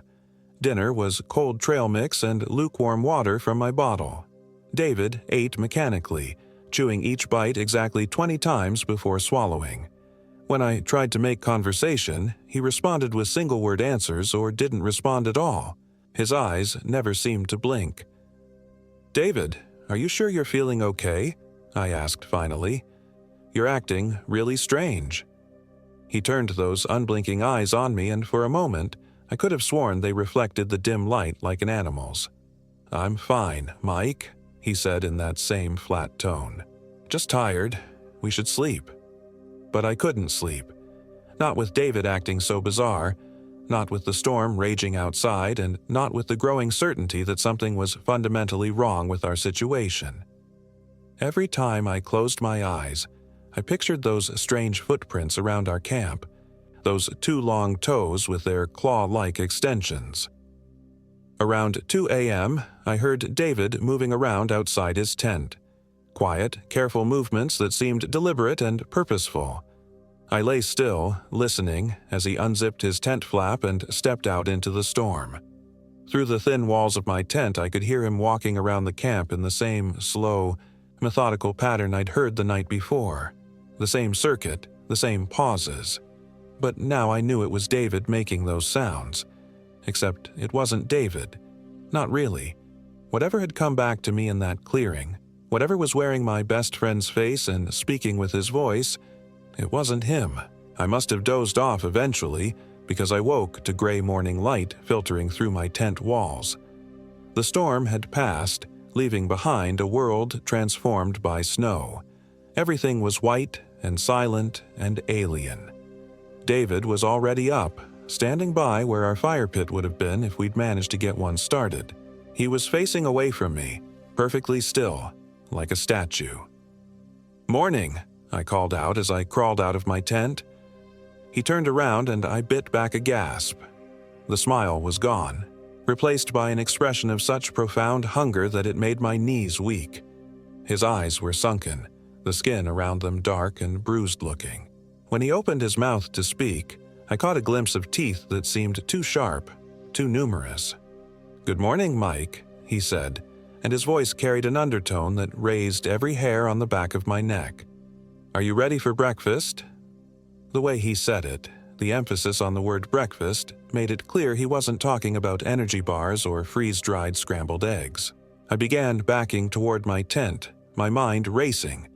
David, or whatever was wearing David's appearance, took a step toward me, still smiling that terrible smile. "What's wrong, Mike?" he asked, tilting his head at an unnatural angle. "You look frightened." "You're not David," I whispered. The thing that looked like my friend laughed, a sound like breaking glass. "Of course I'm David. Who else would I be?" But as it spoke, its features began to shift subtly. The face elongated, the cheekbones becoming more prominent. The fingers stretched, joints popping audibly as they extended into something approaching claws. The clothes it wore, David's clothes, hung loosely on a frame that was becoming gaunt and emaciated. "I'm still David," it said, taking another step forward. "Just improved, enhanced, and so very, very hungry." I dove for my tent, grabbing my pack and sleeping bag in one motion. Behind me, I heard a sound that was part growl, part laugh, and entirely inhuman.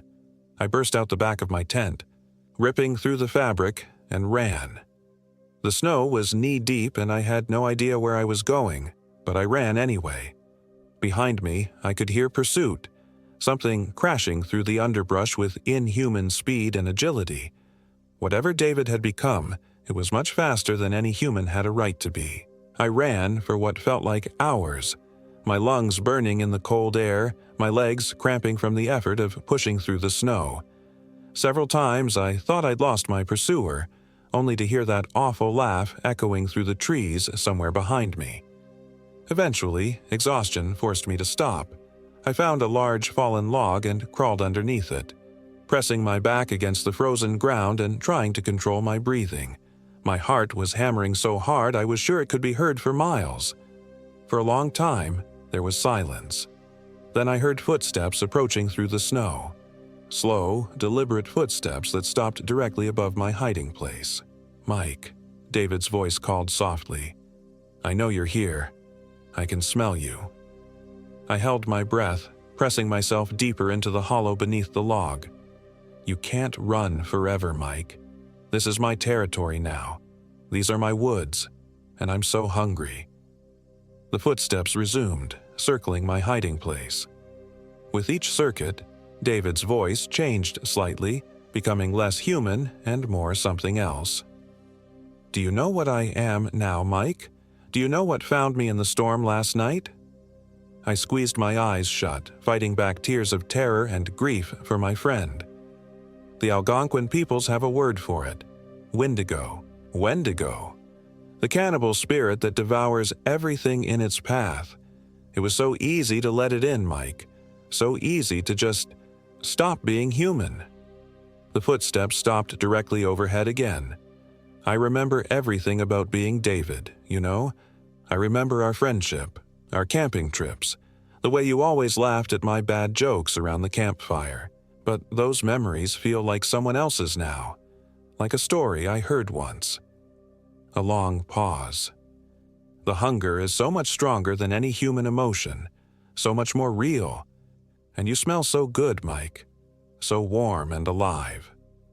I waited, muscles cramped and aching for what felt like hours. Eventually, the footsteps moved away, and David's voice faded into the distance. But I didn't move from my hiding place until darkness began to fall. When I finally crawled out from under the log, my entire body was numb with cold. I had to get moving or risk hypothermia, but I had no idea which direction to go. My pack was back at the campsite with the thing that had been David, along with most of my survival gear.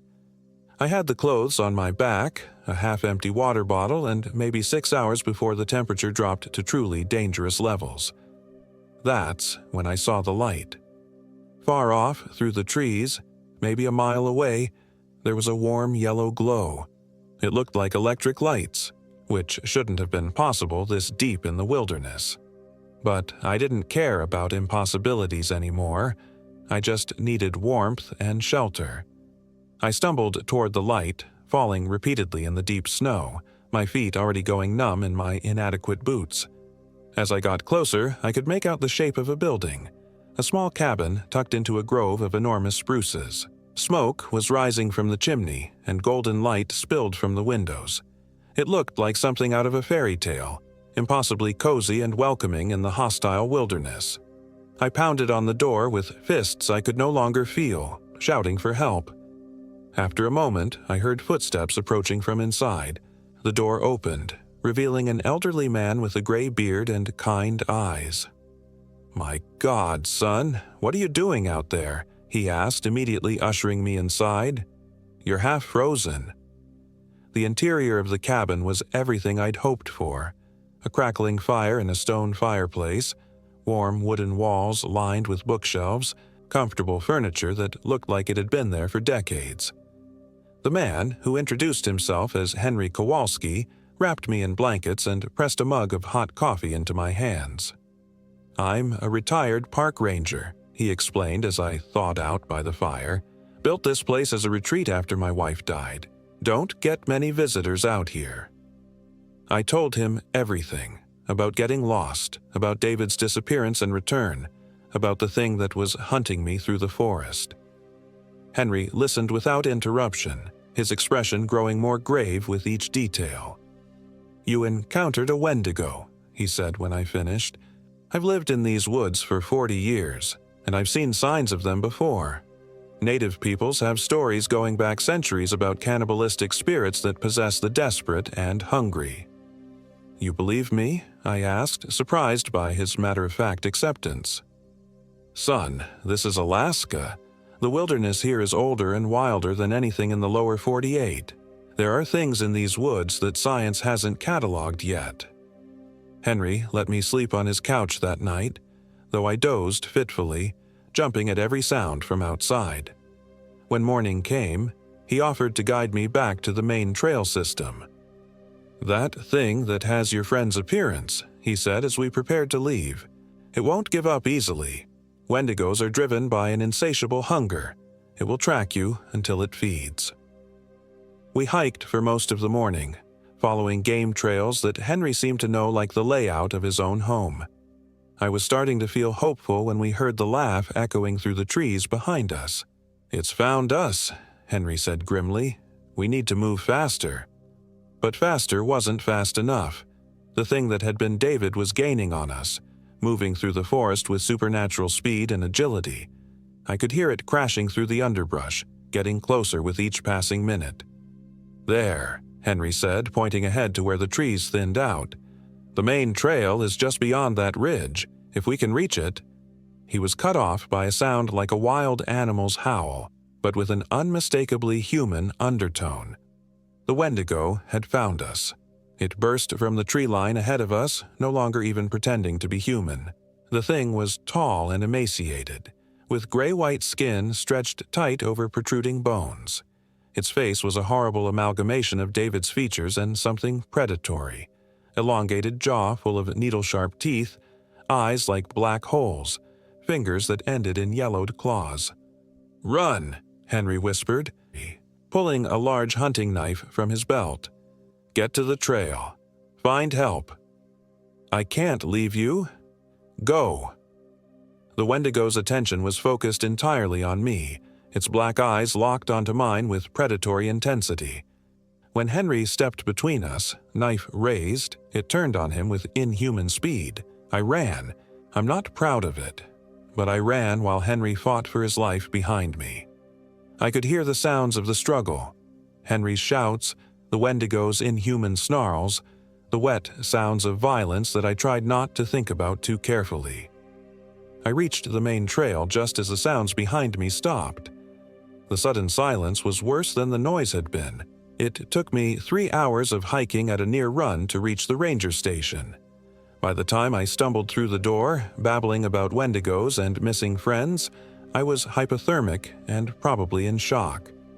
The rangers wrapped me in blankets, called for medical evacuation, and listened to my story with the kind of patience reserved for people who've been through severe trauma. They organized search parties immediately. The official story is that David Jones became separated from our group during a snowstorm and died of exposure. His body was never found. Henry Kowalski was also reported missing, though the official records show no cabin in the area where I claim to have found refuge. The search teams did find our original campsite, along with evidence of some kind of struggle. They also found tracks that the official report described as unusual but consistent with local wildlife. The photographs I've seen show the same elongated footprints with claw marks that David and I had discovered that first morning. I've been back to Alaska twice since then, working with private investigators and researchers who specialize in unexplained phenomena. We've never found any trace of Henry's cabin, despite my detailed descriptions of its location. It's as if it never existed. But sometimes on cold nights when the wind is howling through the trees, I think I can still hear David's voice calling my name. The hunger in that voice is unmistakable, patient, eternal, and utterly inhuman. I know it's still out there, somewhere in the vast Alaskan wilderness, waiting, hunting, growing stronger with each person who disappears into those ancient woods. And I know that someday it will find me again. The official cause of David's disappearance remains exposure and environmental factors. The case was closed after 6 months of investigation, but I know the truth. I know what's really lurking in the remote corners of our world, wearing familiar faces and speaking with trusted voices. Sometimes I wake up in the middle of the night, certain I can hear footsteps circling my house. Slow, deliberate footsteps that pause outside my bedroom window. When I work up the courage to look, there's never anything there. But in the morning, I sometimes find tracks in my yard, bare footprints with elongated toes and claw marks, circling my home in that same methodical pattern I remember from our campsite. The Wendigo is patient. It can wait. And deep down, in the darkest corner of my mind, I wonder if maybe David is still in there somewhere, still conscious, still aware of what he's become and what he's done. I wonder if he's screaming, trapped inside that monstrous form, watching helplessly as it uses his memories to hunt the people he once cared about. That thought is almost worse than the fear. I've moved 3 times since Alaska, always to warmer climates, always to places far from any wilderness. But geography doesn't matter to something like the Wendigo. Distance is meaningless to a creature that exists as much in nightmare as in the physical world. The hunger follows me wherever I go, and someday, when I'm weak or isolated or simply unlucky, it will catch up. When that day comes, I hope whoever finds my body has the wisdom to burn it completely, because I don't want to become what David became. I don't want to spend eternity as a vessel for that endless, gnawing hunger. I don't want to hunt the people I love. But sometimes, late at night when I'm alone, I can feel something stirring in the deepest parts of my mind, a cold, patient presence that whispers about how easy it would be to just let go, to stop fighting, to embrace the hunger and finally understand what David experienced in his final moments as a human being. The Wendigo doesn't just hunt you. Eventually, it makes you want to be caught.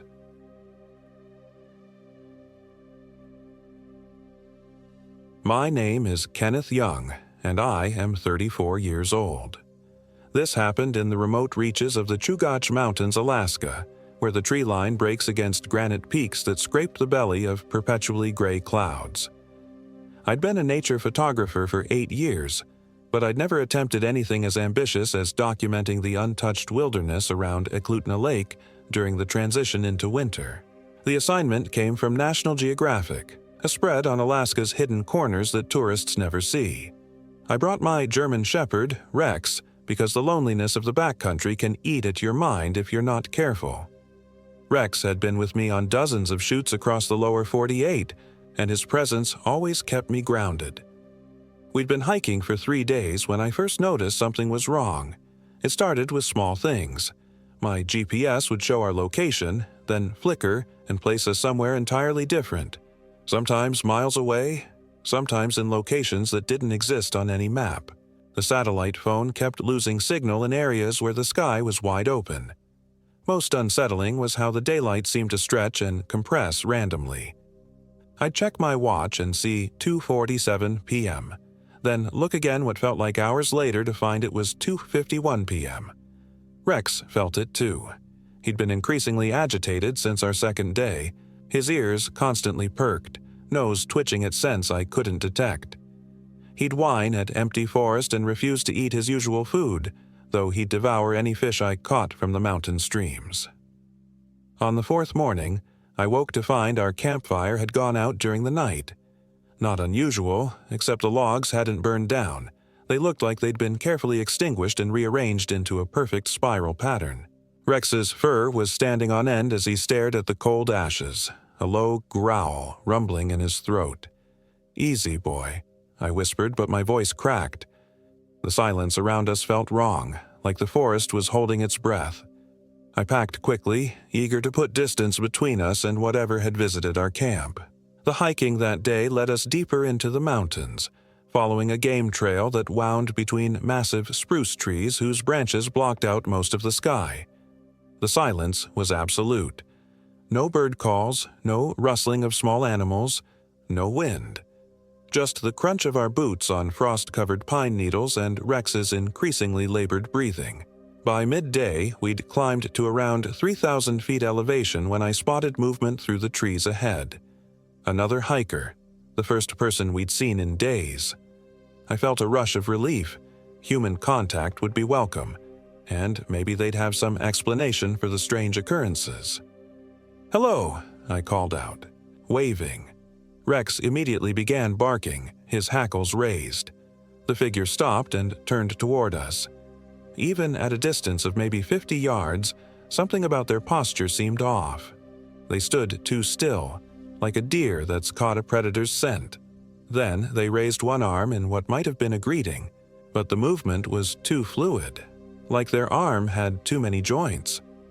"Rex, quiet," I commanded, but my dog continued barking, now trying to pull me away from the stranger.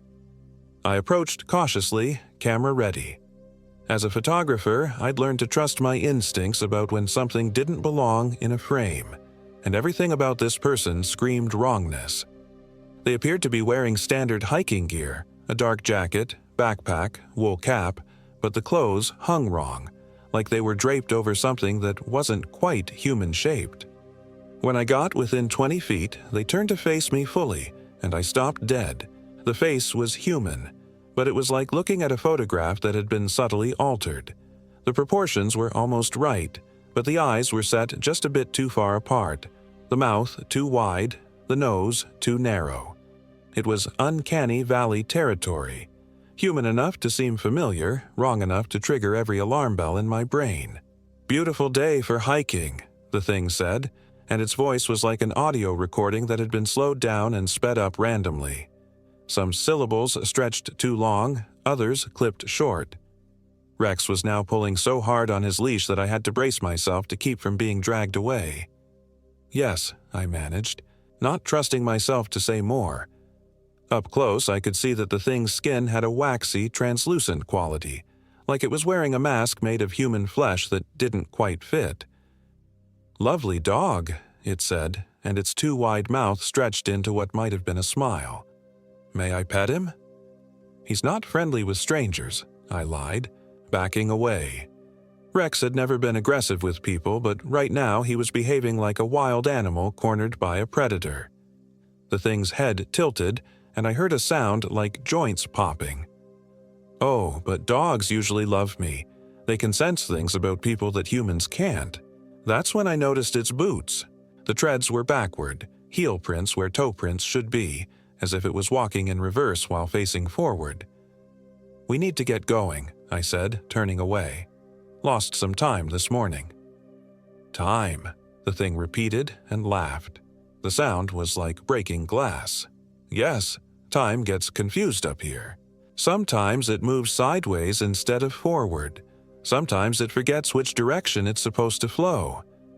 I was backing away faster now, Rex still pulling toward the trail behind us.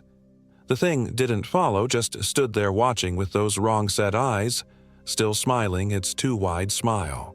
"See you around the mountain," it called after us, and something in its tone suggested that wasn't just a farewell, it was a promise. We hiked hard for the next 2 hours, Rex finally calming down once we'd put significant distance between us and the encounter. But the feeling of being watched never left us. Every rustling branch, every shadow that moved wrong, every sound that didn't belong, it all felt like evidence that something was tracking us through the forest. That night, I set up camp in a small clearing next to a mountain stream, thinking the running water might mask any sounds of approach. I built the fire larger than necessary and kept my headlamp close at hand. Rex refused to settle, pacing the perimeter of our camp and whining at the darkness beyond the firelight. Around midnight, I was jolted awake by silence. The stream had stopped running. I sat up in my sleeping bag, heart hammering.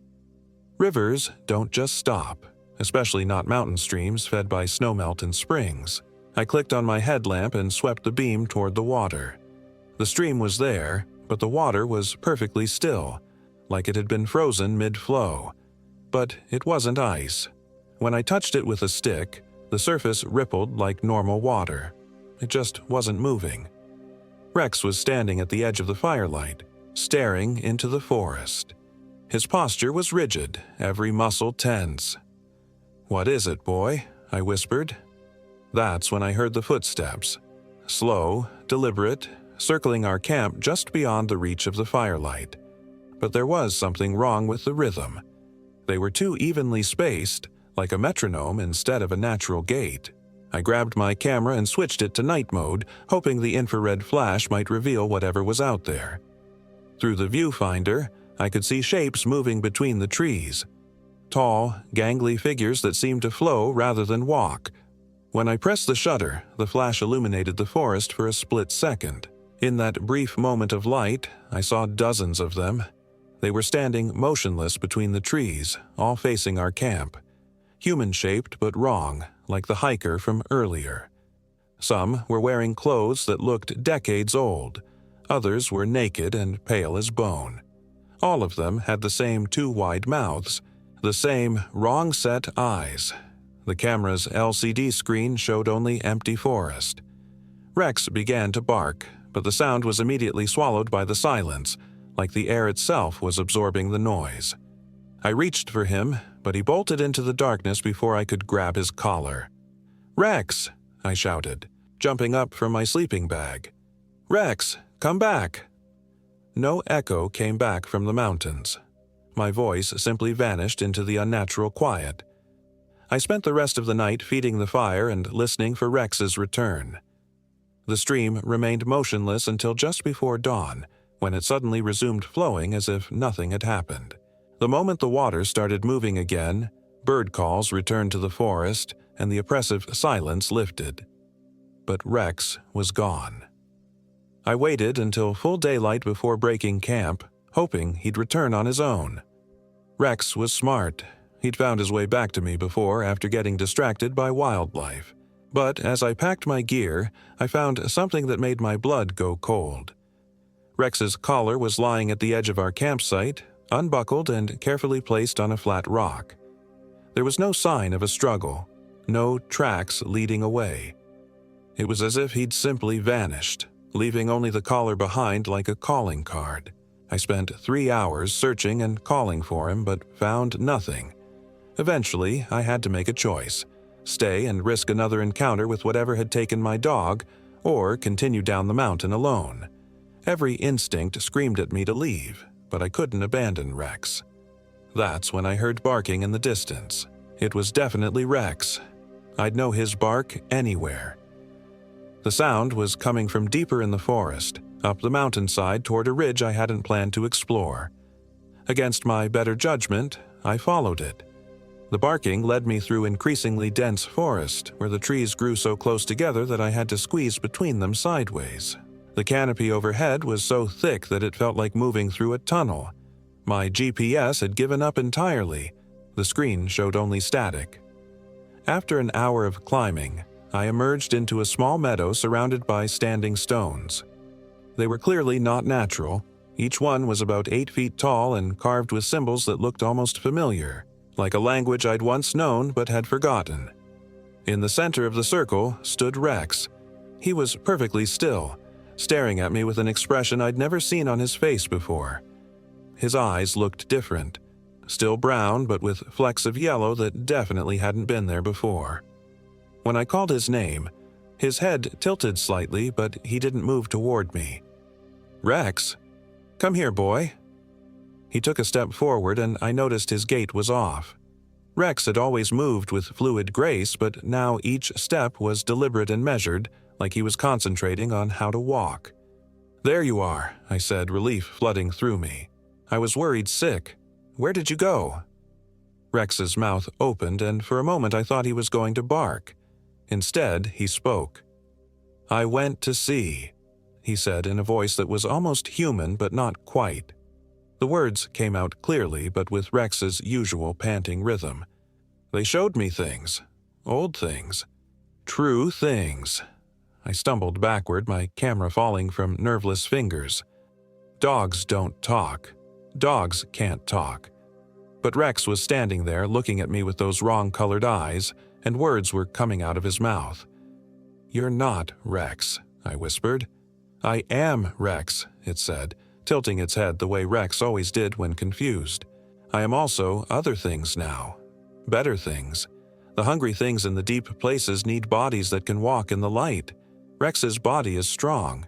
Rex's mind is simple, easy to share."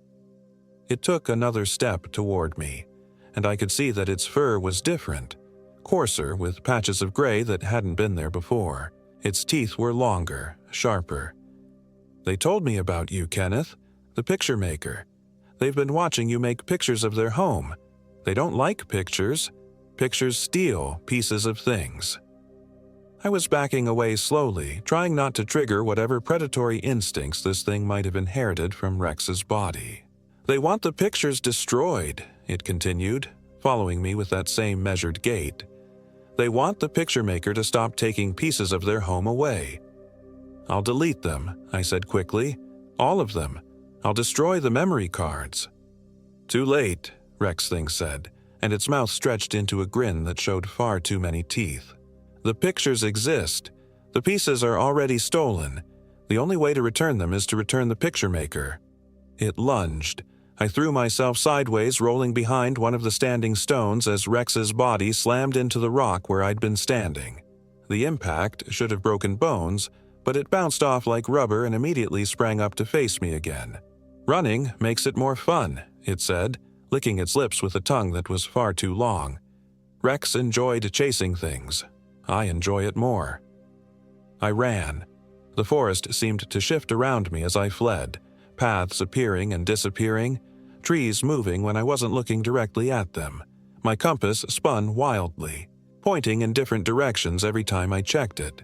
The sun, which had been overhead when I entered the meadow, was now setting, though I couldn't have been running for more than 10 minutes. Behind me, I could hear the thing that had been Rex crashing through the underbrush, but it sounded wrong. Too heavy. Too deliberate. Occasionally, it would call out in Rex's voice, but the words it spoke were things no dog would ever say. "Kenneth, why are you running from me? I'm still your good boy, Kenneth. I just want to play fetch with your bones, Kenneth." I ran until my lungs burned and my legs felt like they were going to give out, following what I hoped was a game trail down the mountainside. The forest around me grew stranger as I descended. Trees with too many branches, rocks that looked like faces, shadows that moved independently of their sources. When I finally stopped to catch my breath, the silence was absolute again. No pursuing footsteps, no voice calling my name. I was completely alone in a forest that no longer looked like anywhere on Earth. That's when I noticed my camera bag was missing. I must have dropped it when the Rex thing lunged at me. All my equipment, all my photos from the trip, everything was back there in that meadow with the standing stones. But as I stood there in the growing darkness, I realized I couldn't remember exactly where the meadow was. The forest looked the same in every direction. Tall spruces reaching toward a sky that was now completely dark despite the fact that it had been afternoon just minutes ago. I clicked on my headlamp and nearly screamed. There were dozens of them standing just outside the beam of light. The same wrong-shaped figures I'd seen through my camera's night vision, all facing me, all perfectly still. When I moved the light, they moved with it, always staying just at the edge of visibility.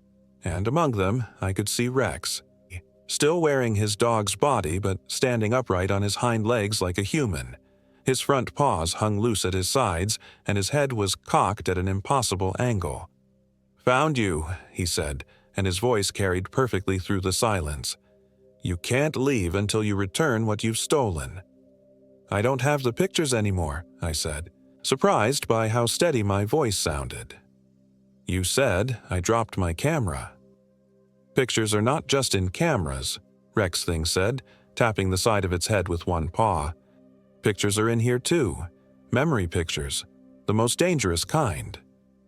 "I'll forget," I said desperately. "I won't tell anyone about this place. I'll never come back." "Can't forget," it said, shaking its head.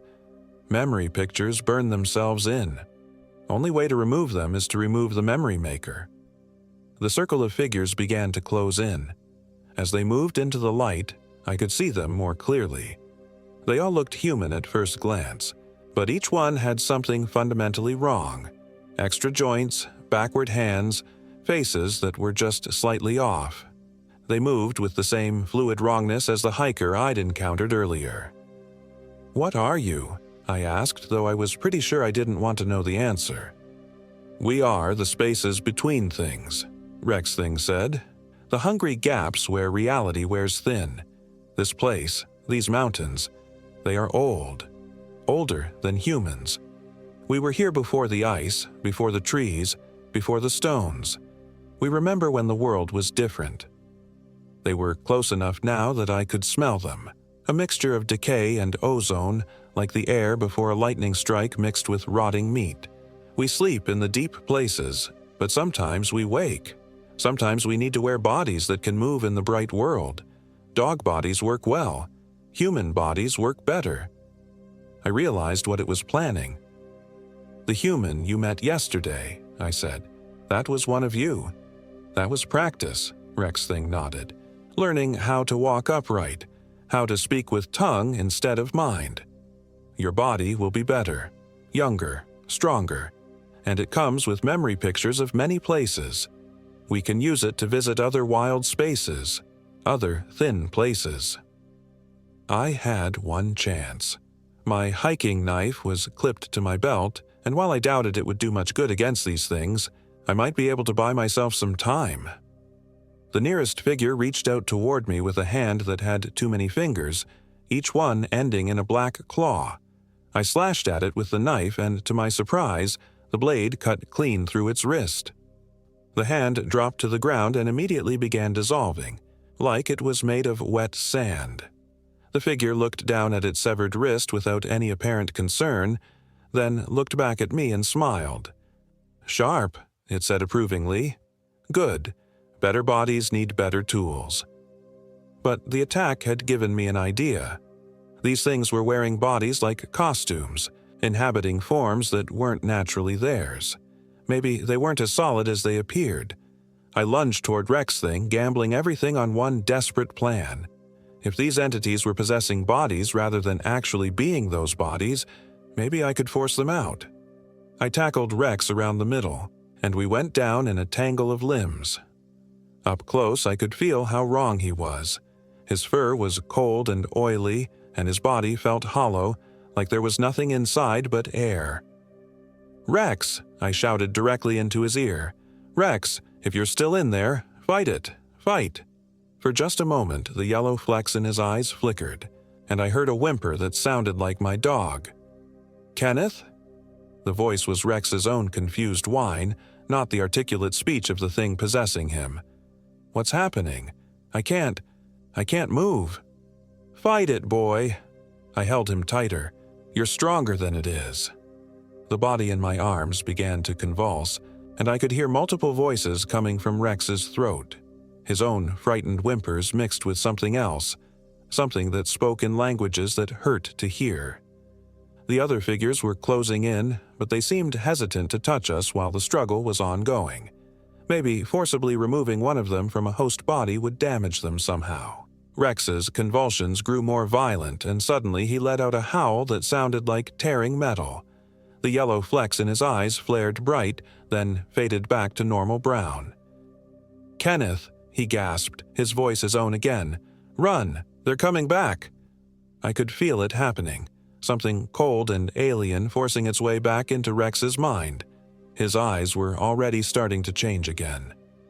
"I'm sorry, boy," I whispered, and then I did the hardest thing I've ever done in my life. I used the knife. It was quick and clean, and Rex's last look was one of relief rather than pain. The yellow light faded from his eyes, and for a moment he was just my dog again, the way he'd always been. The entities around us let out a collective scream that sounded like wind through broken glass. The body they'd been inhabiting was gone, and apparently that mattered to them more than I'd realized. "Now, you have killed twice," one of them snarled. "Killed the dog and killed the part of us that wore him. The debt grows larger." But they were backing away, and I could sense their uncertainty. Destroying their host had clearly hurt them somehow.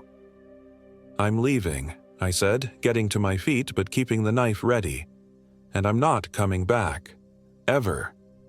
"You cannot leave until the debt is paid," another one said, but there was less certainty in its voice now.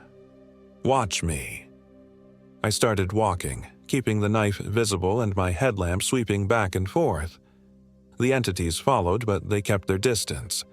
Every few steps one would dart forward slightly, testing my resolve, but I'd slash at it with the knife and it would retreat. It took 6 hours of walking through that nightmare forest before I saw the first sign of normal reality, a trail marker that actually appeared on my GPS. The entities had followed me the entire way, always at the edge of the light, always whispering threats and promises. But as we got closer to the established trails, their voices grew fainter.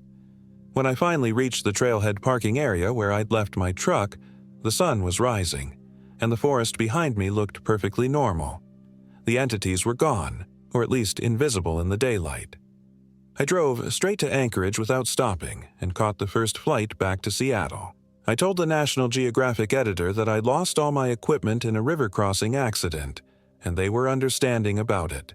I even got paid for the assignment, but I've never been able to forget what I saw up there in the Chugach Mountains. The memory pictures, as Rex Thing called them, are burned into my mind like brands. I see those wrong-shaped figures every time I close my eyes. I hear Rex's voice asking me to run, and I hear the other voice that wore his mouth speaking words no dog should know. Sometimes, in the middle of the night, I wake up convinced that something is watching me through my bedroom window. And sometimes, just sometimes, I think I can smell that mixture of decay and ozone that mark the presence of the things in the thin places. I've never owned another dog, I've never gone hiking alone, and I've never, ever gone back to Alaska. But I know they're still up there, waiting in the spaces between things, wearing whatever bodies they can find, learning how to move in our world. And I know that someday, when I least expect it, I'm going to encounter one of them again. When that happens, I'll be ready, because the debt, as they said, has not yet been paid.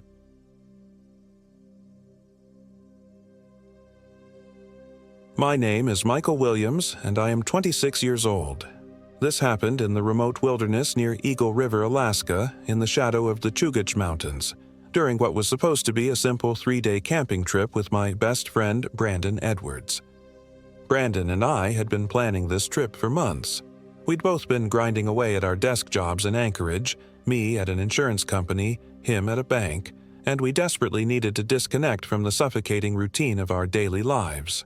The plan was straightforward: hike into the backcountry near Eklutna Lake, set up camp in one of the more remote valleys, and spend a few days fishing, hiking, and remembering what silence actually sounded like. I should have known something was wrong from the moment we left the main trail. Brandon had always been the outdoorsy one between us.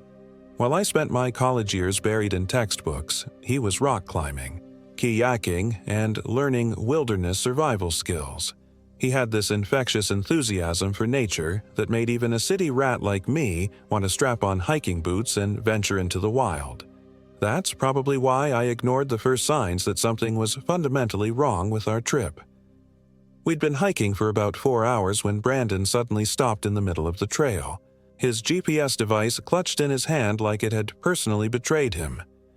"That's weird," he muttered, tapping the screen with his finger. "This thing is showing we're walking in circles, but we've been going straight this whole time." I looked over his shoulder at the device. The little blue dot representing our position was indeed tracing a perfect spiral pattern, even though we hadn't deviated from the clearly marked path once. "Maybe it's the mountains," I suggested, gesturing at the towering peaks surrounding us.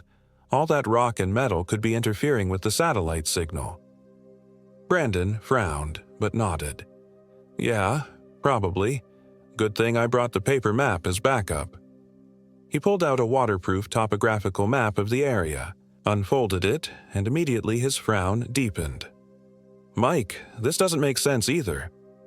The map showed our intended route clearly marked in red ink, Brandon's meticulous preparation at work.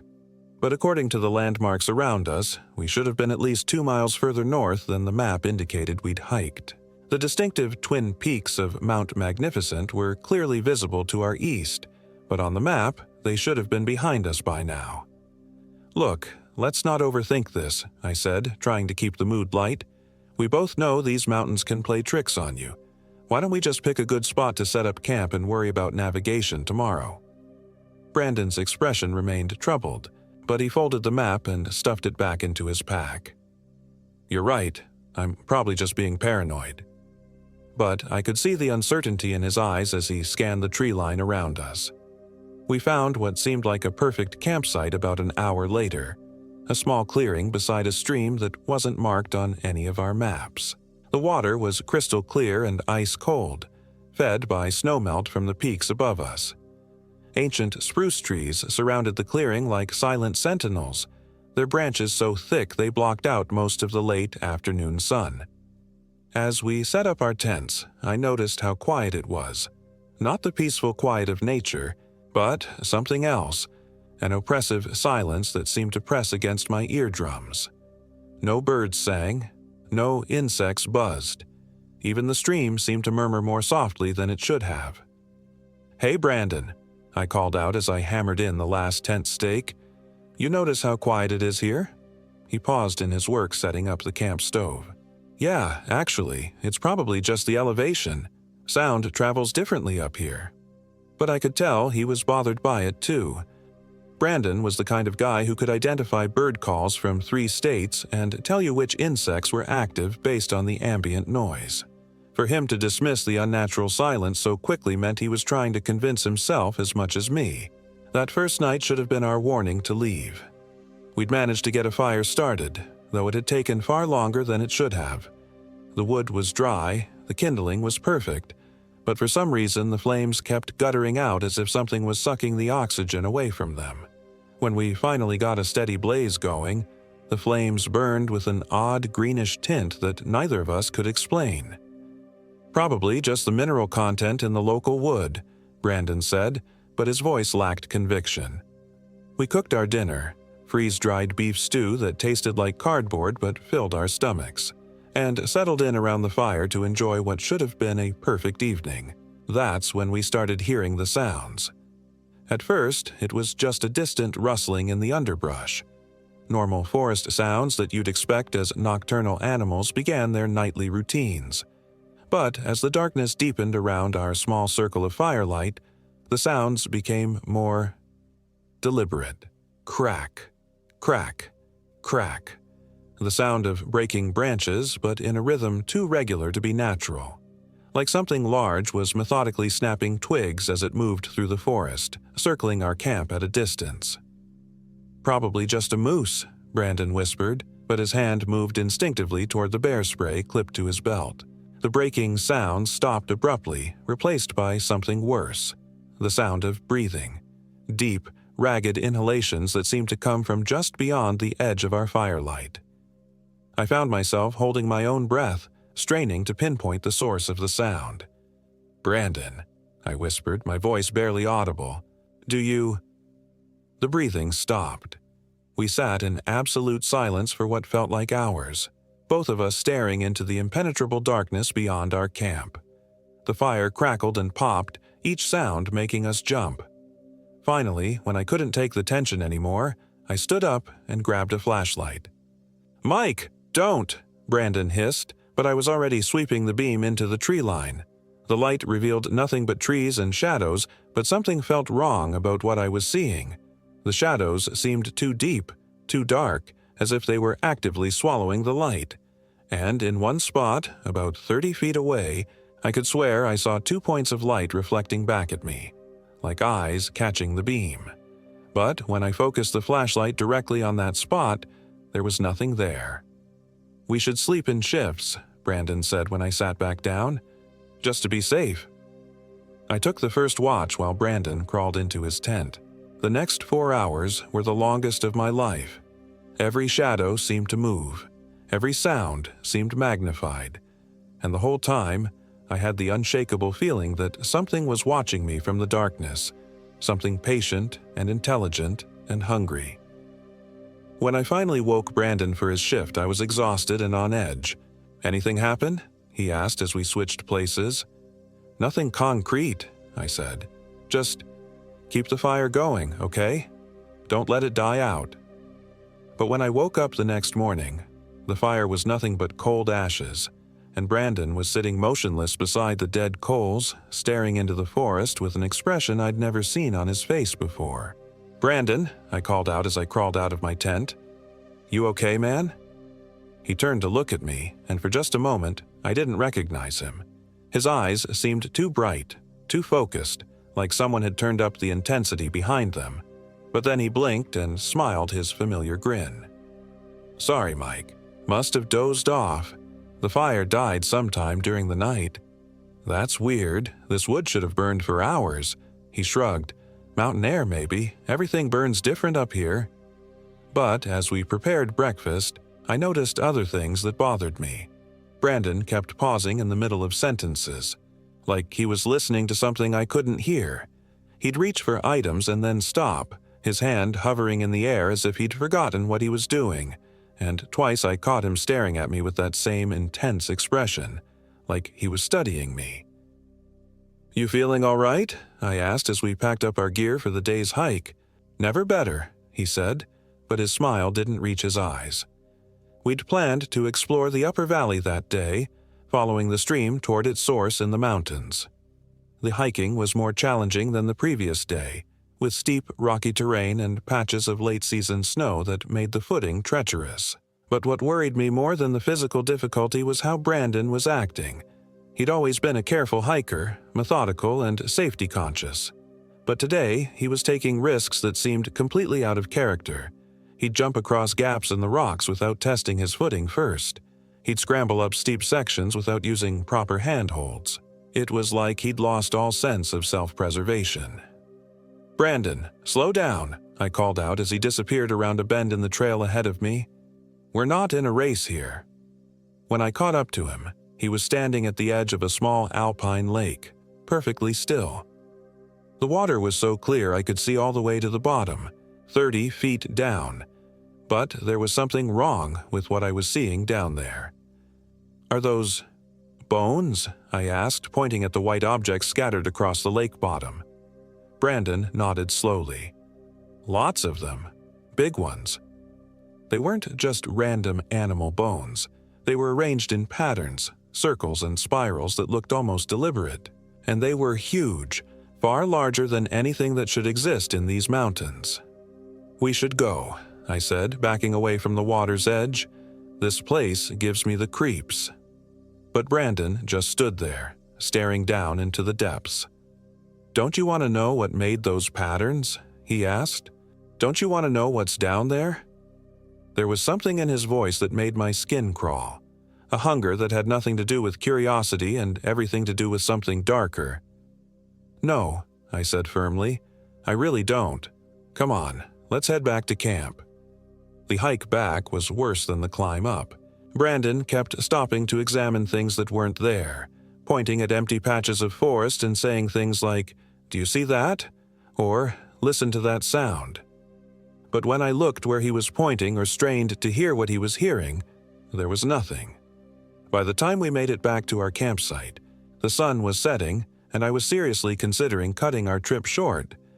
Brandon's behavior was becoming increasingly erratic, and the isolation was starting to get to both of us.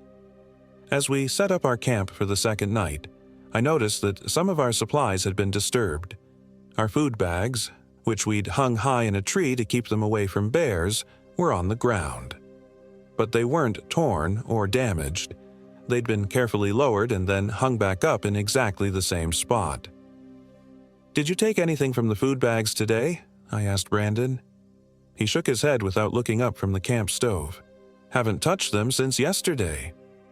"Well, something did. They were on the ground when we got back."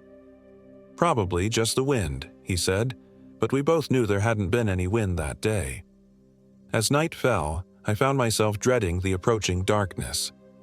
The previous night had been unsettling enough, but tonight felt different. Heavier, more oppressive. The air itself seemed thicker, harder to breathe. We managed to get another fire going, though once again it took far longer than it should have and burned with that same sickly green tint. As we sat around the flames, I tried to make conversation, hoping to recapture some of the easy camaraderie that had always defined our friendship. "Remember that time in college when we got lost hiking in the Cascade Mountains?" I said. "You were so confident you knew where we were, right up until we walked into that parking lot at the completely wrong trailhead." Brandon stared at me blankly. "I don't remember that." "Come on, man. You made me promise never to tell anyone about it. Said it would ruin your reputation as the outdoors expert." "I've never been to the Cascade Mountains," he said flatly. A chill ran down my spine that had nothing to do with the mountain air. Brandon and I had taken that trip together during our junior year. It was one of our favorite shared memories, something we'd laughed about dozens of times over the years. "Brandon, we went there together. You, me, and Sarah from your environmental science class. We were gone for 4 days." I don't know anyone named Sarah. Now, I was really starting to panic. Sarah had been Brandon's girlfriend for 2 years. I'd been the best man at their wedding last summer. "Dude, Sarah's your wife. You married her 6 months ago. I was your best man." Brandon's eyes went completely blank for a moment, like someone had turned off a switch behind them. Then he smiled that too bright smile again. "I think you're confused, Mike. I've never been married." I stared at him across the fire, my mind racing. This wasn't just strange behavior anymore. This was something fundamentally wrong. The man sitting across from me looked like Brandon, sounded like Brandon, but he wasn't Brandon. Not anymore. "I think I'm going to turn in early," I said, trying to keep my voice steady. "Long day tomorrow." "Good idea," he said. "You should get your rest." There was something in the way he said it that made my blood run cold, like he was suggesting I'd need my strength for something. I crawled into my tent but didn't even pretend to sleep. Instead, I lay there in my sleeping bag, listening to the sounds outside. For a while, I could hear Brandon moving around the campsite, the soft sounds of him banking the fire and organizing gear. But then, the sounds stopped, and I heard something that made my heart nearly stop beating. The sound of my tent zipper being slowly, carefully pulled down. I held my breath and remained perfectly still as someone, or something, opened my tent and stepped inside. In the darkness, I could just make out a silhouette crouching at the foot of my sleeping bag. The shape was roughly human, but the proportions were wrong. Too tall, too thin, and when it moved, there was something fluid and unnatural about the motion. The thing leaned over me and I felt its breath on my face. It smelled like decay and cold earth and something else, something wild and predatory that triggered every survival instinct I possessed. I waited until it withdrew from my tent, then listened as the footsteps moved away from my campsite. When I was sure it was gone, I grabbed my flashlight and quietly unzipped my tent. The campsite was empty. The fire had burned down to glowing embers, and Brandon's tent stood dark and silent across the clearing. But when I swept my flashlight beam across the ground, I saw something that made my stomach lurch. Footprints. But not normal footprints. These were longer than human feet, with what looked like claw marks extending from the toes, and they led from my tent directly to Brandon's. I crept across the campsite as quietly as I could and listened outside Brandon's tent. From inside came the most disturbing sound I'd ever heard, a wet, tearing noise like someone chewing raw meat, and underneath that, a low, rhythmic humming that didn't sound remotely human. I knew I should run. Every instinct I possessed was screaming at me to grab my gear and get as far away from this place as possible. But Brandon was my best friend. Whatever was happening to him, I couldn't just abandon him. "Brandon," I whispered outside his tent. "You okay in there?" The chewing sounds stopped abruptly. "I'm fine, Mike," came Brandon's voice from inside the tent, but it sounded wrong. Too deep, with an odd echo that seemed to come from somewhere deeper than his throat. "Just having a late-night snack. Go back to sleep." "What kind of snack?" A long pause. "Trail mix." But I could smell blood in the air, thick and metallic. I backed away from his tent and retreated to my own, but I didn't sleep for the rest of the night. I lay there listening to the sounds coming from Brandon's tent, scraping, gnawing, and that horrible humming that seemed to vibrate through the ground itself. When morning came, I emerged from my tent to find Brandon sitting by the fire pit, perfectly normal except for dark stains around his mouth that he claimed were from blackberries he'd found during his morning walk. "Ready for another day of hiking?" he asked cheerfully, but his eyes were different now, completely black from edge to edge, like someone had filled them with ink. "Actually, I think we should head back today," I said, trying to keep my voice casual. "I'm getting a headache from the altitude." "Nonsense," Brandon said, and when he smiled I saw that his teeth were too sharp and too numerous. "The best part of the wilderness is still ahead of us. Why don't you gather some firewood while I break down the camp? There's a nice stand of dead trees just past that ridge." Everything in my body was telling me not to leave the campsite, not to go anywhere alone, but I also knew I needed to get away from whatever Brandon had become, at least long enough to figure out what to do. "Sure," I said. "I'll be back in 20 minutes. "Take your time," he said, and there was something hungry in his voice that made my skin crawl. I grabbed my hatchet and headed into the forest, but instead of looking for firewood, I circled back toward the camp from a different direction. I needed to see what Brandon was really doing when he thought I was gone. What I saw when I crept back to the edge of the clearing nearly made me scream. The thing that looked like Brandon was crouched over our supply cache, but it wasn't packing up camp. It was eating.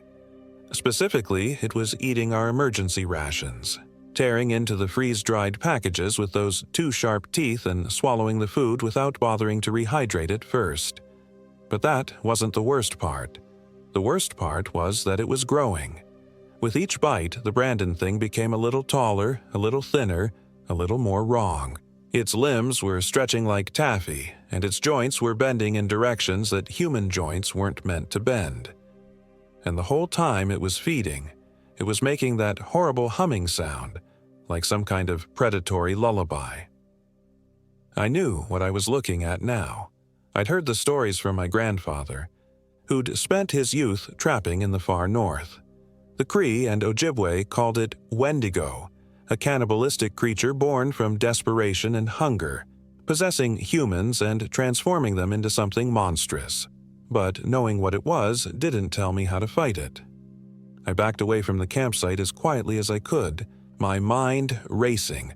I needed to get help, but we were at least 15 miles from the nearest trail, and my GPS was still showing that impossible spiral pattern. Even if I could find my way out of these mountains, whatever had taken Brandon's place would know I was gone long before I could reach civilization. I was on my own. The Brandon thing was still feeding when I crept back through the forest toward our camp. But this time, I had a plan. It might not work, but it was the only chance I had. I waited until the creature was completely focused on its meal, then burst into the clearing with my hatchet raised. "What the hell are you?" I shouted. The thing that had been Brandon spun around to face me, and I saw its true form for the first time.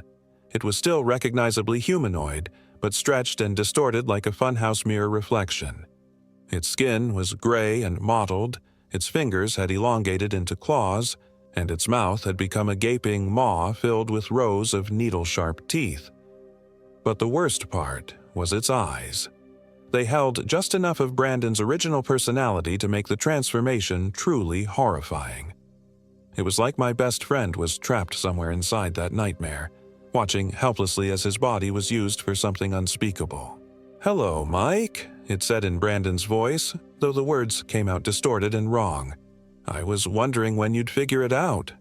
"Where's Brandon?" I demanded, raising the hatchet. "What did you do to him?" The creature tilted its head at an impossible angle. "Brandon's still here. He's just evolved, changed into something better, something stronger. He's not Brandon anymore. Isn't he?" The thing smiled, and for a moment its features shifted back to something more recognizably human. "I have all his memories, Mike. I know about your friendship. I know about Sarah, sweet Sarah, who tastes so much better in memory than she ever did in life." The implication hit me like a physical blow. "You killed her." "Brandon killed her. 3 days ago, when the hunger first started. I just finished what he began." The creature's form continued to shift and change as it spoke, becoming more monstrous with each word. "And you're going to help me feed again." It lunged at me with inhuman speed, but I was ready. I swung the hatchet in a wide arc and caught it across the chest, opening a gash that leaked black fluid instead of blood. The creature howled, a sound like wind through a cave, and stumbled backward, but the wound was already beginning to heal. "You can't kill me, Mike," it said, its voice now completely inhuman. "I'm part of this place now, part of the hunger that lives in these mountains." I didn't respond. Instead, I turned and ran. The creature pursued me through the forest, crashing through the underbrush with the sound of breaking trees. It was faster than any human should be, but it was also more careless. Several times I heard it slam into trees or trip over fallen logs, buying me precious seconds. I ran without any destination in mind, letting pure panic drive me deeper into the wilderness.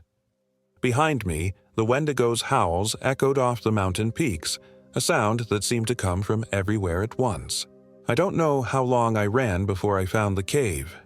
It was hidden behind a curtain of hanging moss and fallen rocks, just a narrow opening in the mountainside that I almost missed.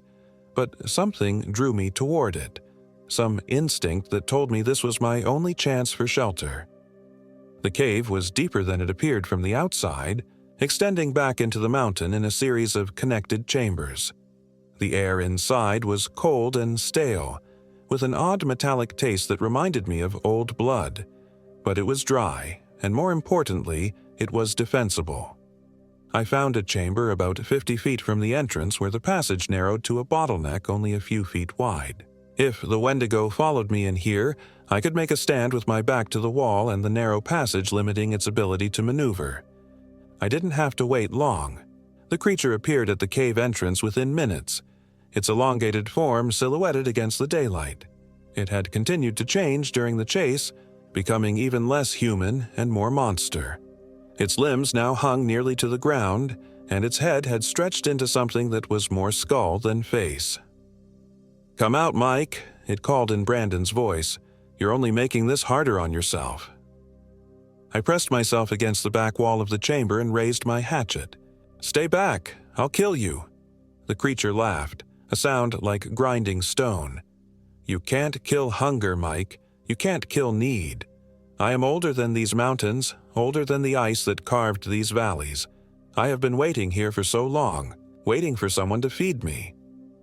It began moving into the cave, its claws clicking against the stone floor. In the confined space, it seemed even larger and more terrifying than before.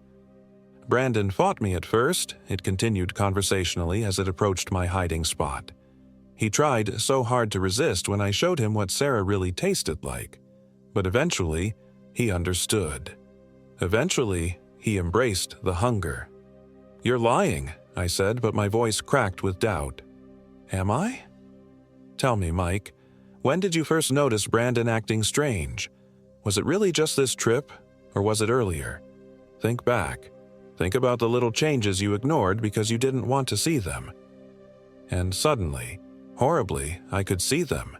Brandon's increased appetite over the past few months, the way he'd started eating his steaks nearly raw, the strange, intense way he'd started looking at people sometimes, like he was sizing them up. The creature reached the narrow passage and began squeezing through, its body compressing and flowing like liquid to fit through the opening. "He's been gone for months, Mike. I've just been wearing his face, learning how to be human, and you never suspected a thing. It emerged into my chamber, filling the space with its presence. Up close, I could see that its skin was covered in a pattern of ritual scars, symbols that seemed to shift and crawl in the dim light. "Now, it's your turn to feed me," it whispered. I swung the hatchet with everything I had, aiming for what I hoped was a vital spot. The blade bit deep into the creature's neck, sending another spray of that black fluid across the cave walls. The Wendigo shrieked and stumbled backward, giving me an opening. I pushed past it and ran for the cave entrance, but before I could reach daylight, something grabbed my ankle and sent me sprawling across the stone floor. When I rolled over, the creature was standing over me, the hatchet wound already healing. "Enough games," it snarled. It reached down and grabbed me by the throat, lifting me off the ground with inhuman strength. Its claws pressed into my neck, drawing blood.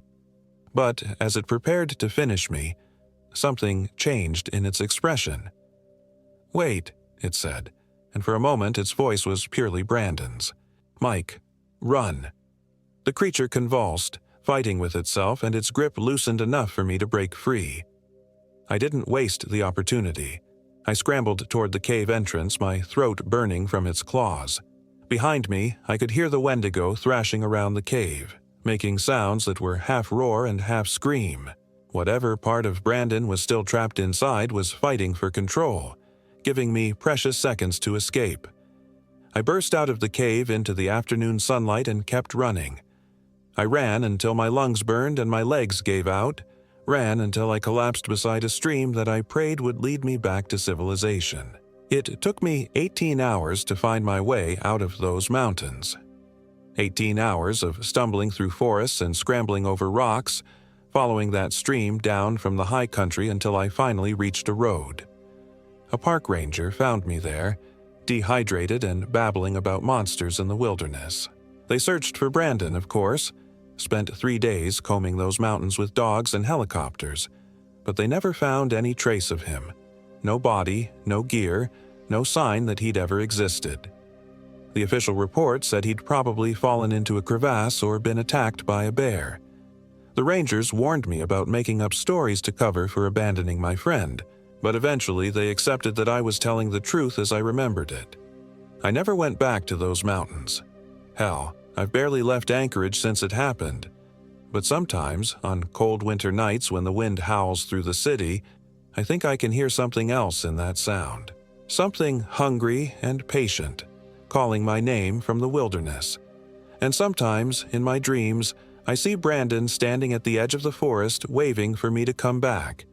But his smile is too wide, and his teeth are too sharp, and his eyes are the color of old blood. The doctors say it's survivor's guilt mixed with post-traumatic stress. They've given me pills and therapy sessions and assurances that what I experienced was a psychological break brought on by the isolation and my friend's disappearance. Maybe they're right. Maybe there never was a Wendigo in those mountains. Maybe Brandon really did just fall into a crevasse, and my mind created the monster to help me cope with losing him. But if that's true, then why did the Park Service close that entire section of wilderness 3 weeks after our trip? Why did they cite unusual wildlife activity and environmental concerns without giving any specifics? And why, when I drove past the road that leads to those mountains last month, did I see Brandon standing at the trailhead, perfectly human except for his too bright smile and his 2 black eyes? He waved at me as I drove past, and I swear I could hear him calling my name over the sound of my engine. But I didn't stop. I stepped on the gas and drove home as fast as I could, and I've been checking my locks every night since then. Because I know he's still out there, still waiting, still hungry, and I know that someday, when I least expect it, he's going to come back for me.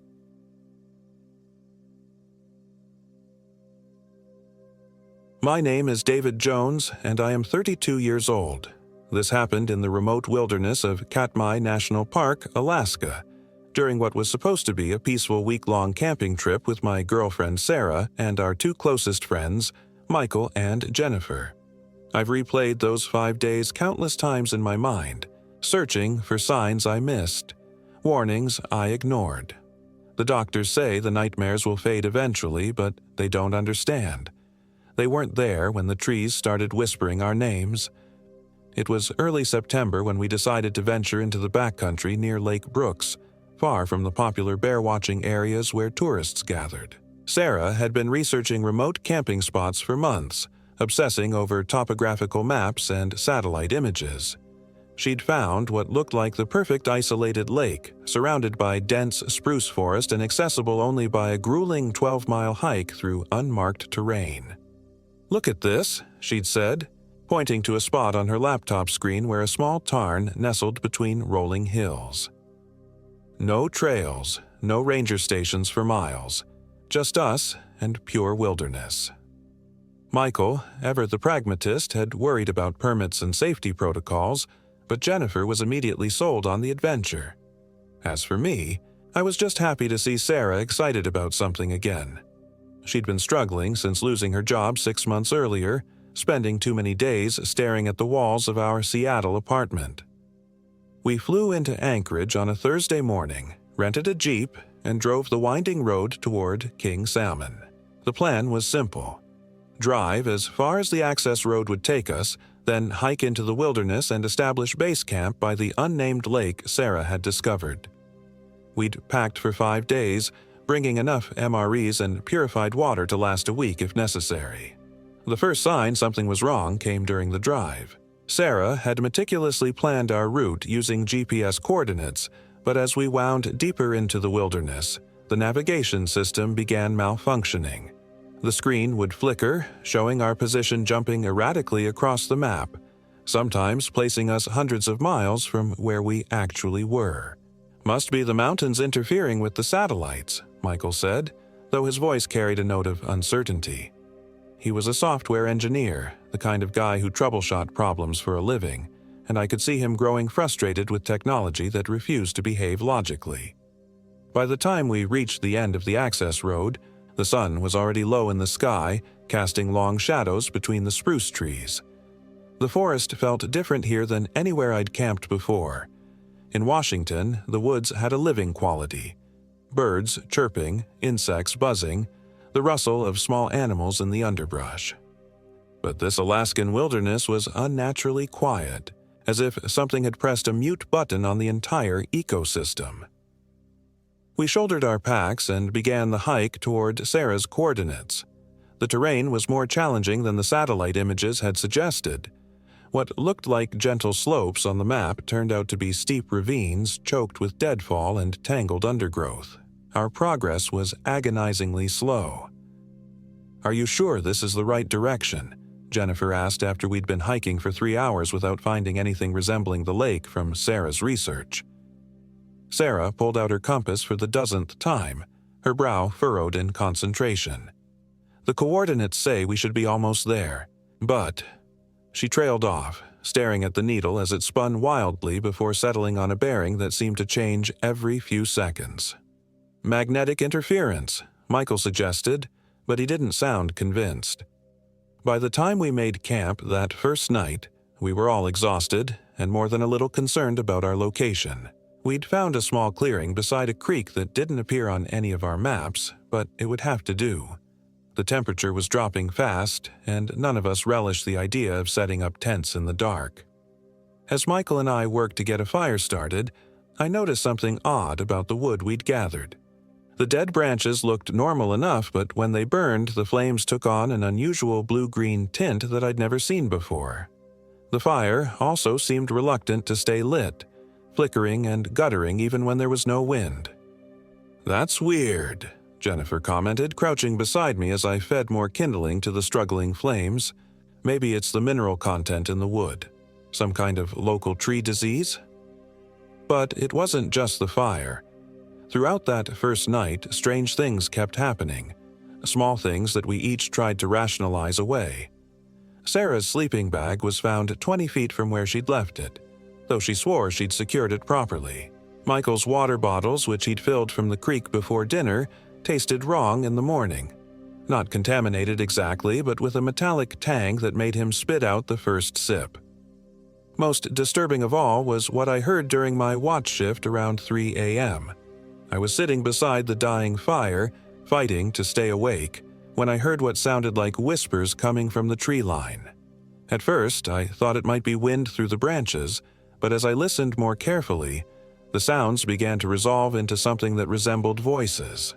Soft, urgent, speaking words I couldn't quite make out. I woke Michael for his shift early, claiming I felt sick, but the truth was that those whispers were making my skin crawl. There was something profoundly wrong about the way they seemed to be getting closer, circling our camp like predators testing the perimeter. The second day brought new problems. We broke camp early, determined to find Sarah's Lake and establish our intended base camp, but our navigation equipment continued to malfunction. Worse, the landscape itself seemed to be working against us. Trails that appeared clear from a distance would vanish when we reached them, dissolving into impenetrable thickets or ending abruptly at cliff faces that hadn't been visible moments before. "This doesn't make any sense," Sarah said, frustration creeping into her voice as she compared our surroundings to the topographical map for the 100th time. "According to this, we should be standing in the middle of the lake right now." Instead, we were surrounded by dense forest that seemed to press in from all sides. The trees here were different too. Older, more gnarled, their bark covered in strange growths that looked almost like faces if you stared at them too long. The canopy was so thick that even at midday, only thin shafts of green-filtered light reached the forest floor. It was Jennifer who first mentioned feeling watched. "I know it sounds paranoid," she said as we took a break beside a moss-covered log, "but I keep getting the feeling that something's following us. Every time I look back, I see shadows moving between the trees." Michael laughed, though it sounded forced. "It's probably just animals, bears, maybe, or wolves. They're curious about humans, but usually keep their distance." But I'd been having the same feeling, that prickly sensation between your shoulder blades that comes when you know eyes are on you. Several times throughout the morning, I'd spun around expecting to catch sight of whatever was tracking us, but there was never anything there. Just the empty spaces between trees and the oppressive silence that seemed to follow us everywhere. We made camp that second night in another clearing that felt wrong in ways I couldn't articulate. The ground was too soft in some places, too hard in others, and no matter where we positioned our tents, we couldn't shake the feeling that we were sleeping in something's territory. The fire troubles continued, and this time we couldn't get flames to start at all. Despite using dry kindling and newspaper, despite the lack of wind or moisture, every spark would flicker and die as if snuffed out by invisible fingers. We ended up eating cold MREs by the light of our LED lanterns, huddled together for warmth as the temperature plummeted. "I don't like this place," Jennifer said quietly, her voice barely audible over the sound of our own breathing. "There's something wrong here. I can feel it." None of us disagreed, but what were our options? We were at least a day's hard hike from the car, possibly more given how lost we'd become. Our GPS was useless, our compass was acting erratically, and the terrain between us and safety was increasingly treacherous. It was Michael who suggested we cut the trip short and try to hike out in the morning. "This isn't worth it," he said, checking his watch for the third time in 10 minutes. "We've got enough food and water to make it back to the road if we start early and push hard. Sarah, I'm sorry, but we need to admit this plan isn't working." Sarah looked devastated, but she nodded reluctantly. The lake she'd spent months researching was clearly either non-existent or impossible to reach through conventional navigation. Whatever force was interfering with our equipment wasn't going to suddenly stop working. But as we prepared for sleep that second night, things took a turn toward the genuinely terrifying. I was lying in the tent I shared with Sarah, listening to her quiet breathing and trying to convince myself that the odd sounds from outside were just normal forest noises, when I heard my name being called from the tree line. "David." The voice was soft, feminine, and somehow familiar, though I couldn't place it. It seemed to be coming from directly outside our tent, close enough that the speaker should have been visible in the pale glow of our battery-powered lantern. I unzipped the tent flap as quietly as possible and peered out into the darkness. Nothing. The clearing was empty except for Michael and Jennifer's tent on the far side of our dead fire pit. "David, come here." This time the voice was farther away, somewhere among the trees at the edge of the clearing. Against every instinct screaming at me to stay in the tent, I grabbed a flashlight and stepped outside.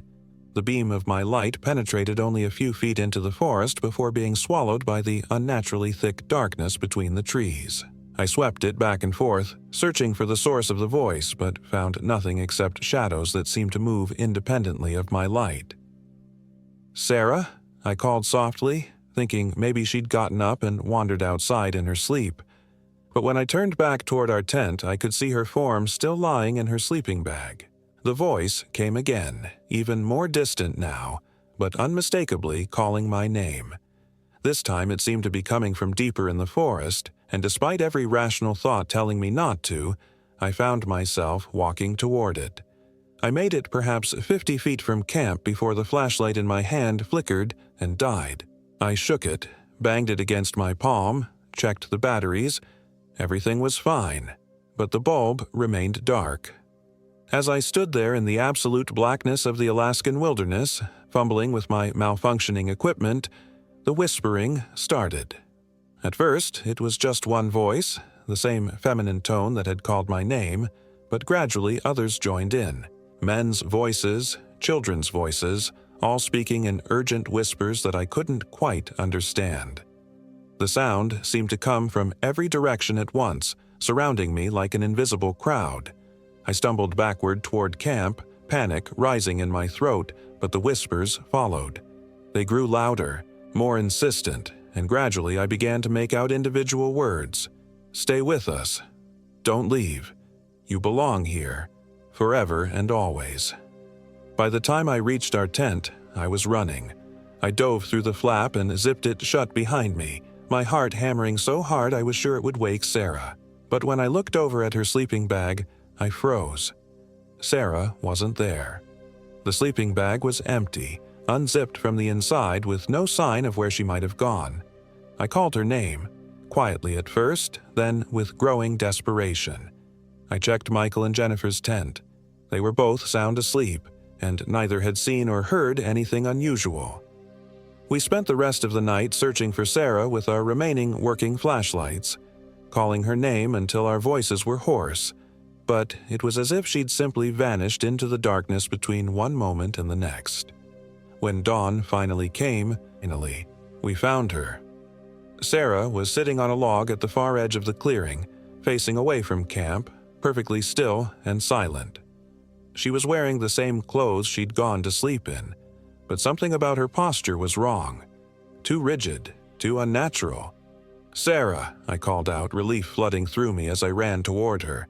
"Where the hell were you? We've been looking for you all night." She turned to face me as I approached, and my relief instantly curdled into horror. It was Sarah's face, Sarah's body, Sarah's clothes, but something fundamental had changed. Her eyes were completely black, not just the pupils, but the entire eye, from edge to edge. When she smiled, which she did immediately upon seeing me, the expression was too wide, stretching her features in ways that human faces weren't meant to stretch. "Good morning, David," she said, and even her voice was wrong. It had the same tone and inflection as always, but underneath it was something else. A resonant quality, as if multiple voices were speaking in perfect unison. I had the most wonderful dreams. Michael and Jennifer appeared behind me, and I heard Jennifer's sharp intake of breath when she saw Sarah's transformed appearance. "Sarah," Michael said carefully, "are you feeling okay? You look different." That horrible smile widened even further. "I feel perfect. Better than I've ever felt in my life. I think we should stay here. Forever." The next few hours were a nightmare of confusion and growing terror. Sarah insisted she was fine, that nothing had happened to her during the night, that she'd simply gone for a walk and lost track of time. But her behavior became increasingly erratic as the day wore on. She would stand motionless for long periods, staring into the forest with those awful black eyes. When she spoke, it was often to suggest that we extend our camping trip indefinitely, or to describe the beautiful voices she claimed to hear singing in the trees. Most disturbing of all, she began speaking about things that had happened to us as if she'd only heard about them secondhand. "Michael, tell me again about that time you broke your arm," she said during what should have been our hike out of the wilderness. We'd managed to convince her to pack up and leave, though she'd resisted the idea with an intensity that seemed completely out of character. "What time?" Michael asked, confused. "I've never broken my arm." Sarah's head tilted at an unnatural angle. "Haven't you? Are you sure? I remember David telling me about it." But I'd never told her any such story, because it had never happened. It was as if whatever was wearing Sarah's appearance had access to her memories, but was mixing them up with information from other sources. Other people, perhaps, who had encountered whatever force controlled this place. The hike out became a waking nightmare. Sarah lagged behind constantly, stopping to listen to sounds none of the rest of us could hear. Several times we caught her wandering off the path we were trying to follow, walking toward areas of forest so dense they looked impenetrable. Our navigation equipment remained completely unreliable. The GPS showed us in impossible locations, sometimes in the middle of the ocean, sometimes hundreds of miles to the north near Prudhoe Bay. The compass spun freely, never settling on a consistent bearing. Worst of all, the landscape itself seemed to shift when we weren't looking directly at it. Paths we'd just walked down would vanish when we turned around, replaced by walls of vegetation that looked like they'd been growing there for decades. By the afternoon of what should have been our final day, it became clear that we weren't getting out. We'd been walking for 8 hours, following what we thought was the route back to our vehicle, but nothing looked familiar. The forest had taken on an otherworldly quality, with trees twisted into impossible shapes and a gray mist that seemed to cling to the ground regardless of wind or temperature. Jennifer was the first to break down completely. "This isn't real," she said, sitting down heavily on a moss-covered rock and putting her head in her hands. "None of this is real. Forests don't change their layout. Compasses don't just stop working.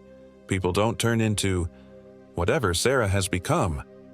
But Sarah, who had been walking silently behind us for the past hour, chose that moment to speak up. "The forest is protecting us," she said in that multi-toned voice that made my skin crawl. "It doesn't want us to leave. And why should we? There's nothing for us out there. Here, we can be together forever." She gestured toward the trees surrounding us, and for a horrifying moment I thought I saw faces in the bark, dozens of them, twisted in expressions of pain and terror. "Sarah, please," I begged, taking her hands in mine. Her skin was ice cold, and when I looked into those black eyes, I saw no recognition, no trace of the woman I loved. "Fight whatever's happening to you. Come back to us." She squeezed my hands with inhuman strength, her smile never wavering. "But David, I am back. I'm more myself than I've ever been, and soon you'll understand." That night, we made what we knew would be our last camp. None of us believed we were getting out of this place alive. Our food was running low, our water was nearly gone, and we'd been walking in circles for 2 days without making any measurable progress toward civilization. Worse, Sarah's transformation was accelerating. She no longer seemed to need food or water, and she'd stopped sleeping entirely, instead sitting perfectly still throughout the night, staring into the darkness with those horrible eyes. Michael had developed a theory that we were dealing with some kind of territorial spirit or demonic entity, something that claimed travelers who ventured too far into its domain. Jennifer thought we might be experiencing shared hallucinations brought on by exposure to toxic spores or natural gas seeping from the ground. I no longer cared about explanations. I just wanted to survive long enough to see my family again. As we set up our tents for what I was certain would be the last time, Sarah made an announcement that chilled my blood. "Tonight, we'll all be together," she said, that terrible smile stretching across her face. "The forest has been patient, but it's tired of waiting. It wants to welcome you home." The attack came just after midnight. I was lying awake in my tent, listening to the whispers that had returned with a vengeance, when I heard the first scream. It was Jennifer, a sound of pure terror that cut through the night like a blade. I unzipped my tent and crawled outside to find chaos. Jennifer was being dragged toward the tree line by something that might once have been human, but had been twisted into a nightmare shape. Its limbs were too long, its joints bent at impossible angles, and its face was a smooth expanse of bark with 2 holes where eyes should have been. Michael was fighting a similar creature near his tent, swinging a camp hatchet at arms that seemed to multiply every time he struck them. But it was Sarah who made me understand the full scope of our situation. She was standing in the center of the clearing, her arms raised toward the canopy, speaking in a language I didn't recognize. As her voice rose and fell in rhythmic chants, more of the twisted figures emerged from the forest, dozens of them, surrounding our camp like a pack of predators. "David," she called to me without turning around, "don't fight them. It only makes the transformation more painful." But I wasn't about to give up without a struggle. I grabbed my own hatchet and charged toward the thing that had Jennifer, swinging wildly at its wooden limbs. The blade bit deep, sending sprays of sap that looked disturbingly like blood, but the creature didn't seem to feel pain. Instead, it dropped Jennifer and turned toward me, moving with fluid grace despite its ungainly appearance. Up close, I could see that what I'd taken for bark was actually human skin that had been fused with tree matter, creating a horrible hybrid of flesh and wood. The thing reached for me with hands that ended in root-like tendrils, and where they touched my skin, I felt a burning sensation followed by numbness. I looked down to see my own flesh beginning to take on a grayish tint, small branches sprouting from the points of contact.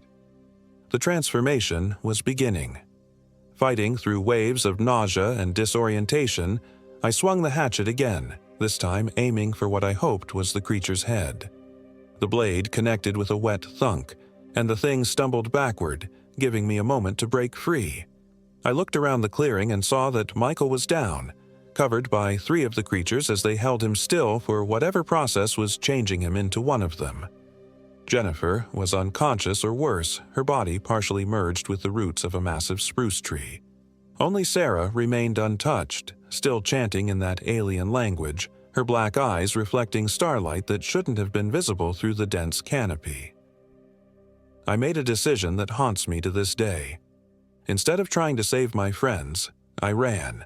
I crashed through the underbrush like a madman, branches tearing at my clothes and skin, guided only by the desperate hope that I might somehow find a way out of this nightmare forest.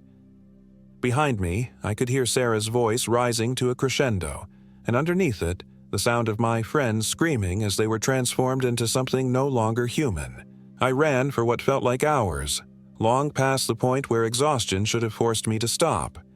The forest seemed to actively resist my escape, with thorns that caught at my clothes and roots that tried to trip me with every step. But something, maybe adrenaline, maybe divine intervention, maybe just dumb luck, kept me moving. Just as dawn was breaking, I stumbled out of the tree line onto a gravel road that definitely hadn't been there before.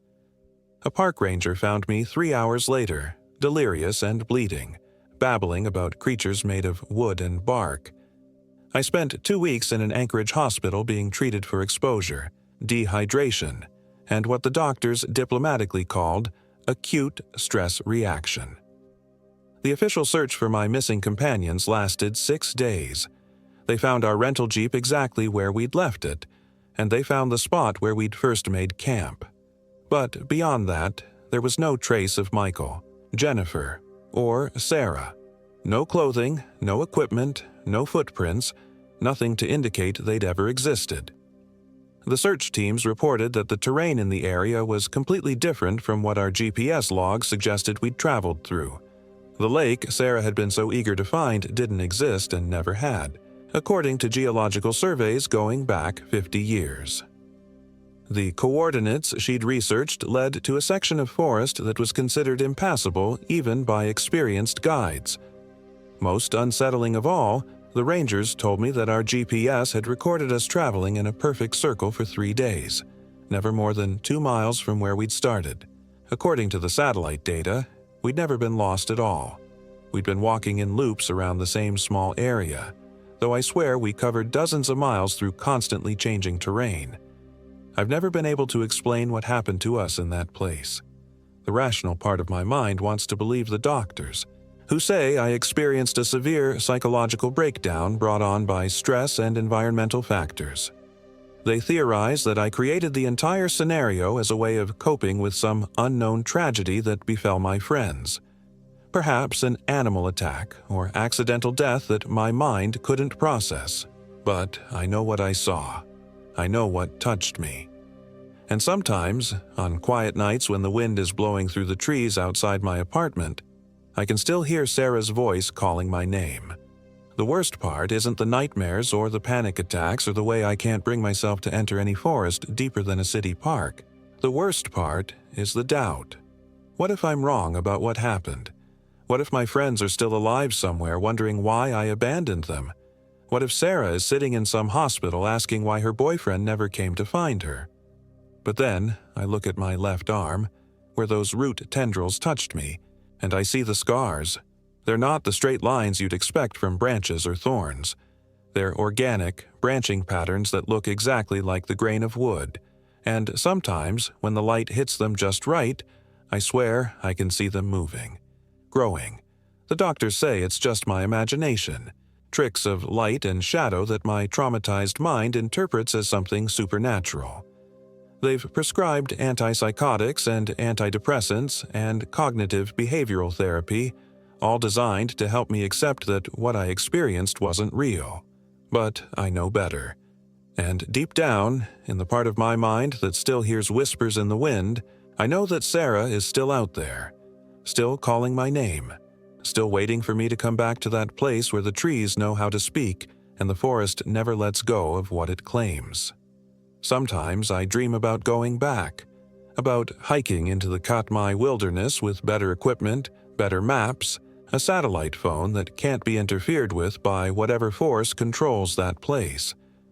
In these dreams, I find my friends exactly where I left them, transformed but still somehow themselves, and they welcome me home with smiles that stretch too wide and eyes like pools of midnight.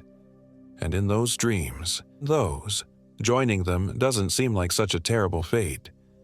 I wake up from these dreams with the taste of pine sap in my mouth and the sound of Sarah's laughter echoing in my ears.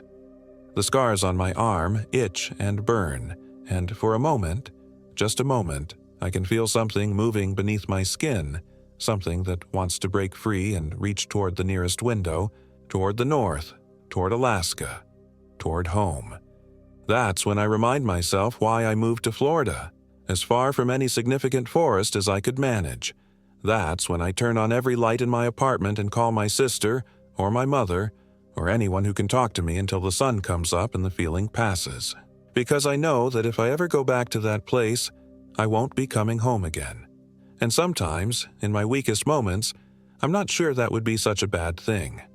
The forest is patient, It's been waiting for thousands of years, and it can wait a little longer. But Sarah's voice gets clearer every night, and the scars on my arm are definitely growing. I don't think I have much time left.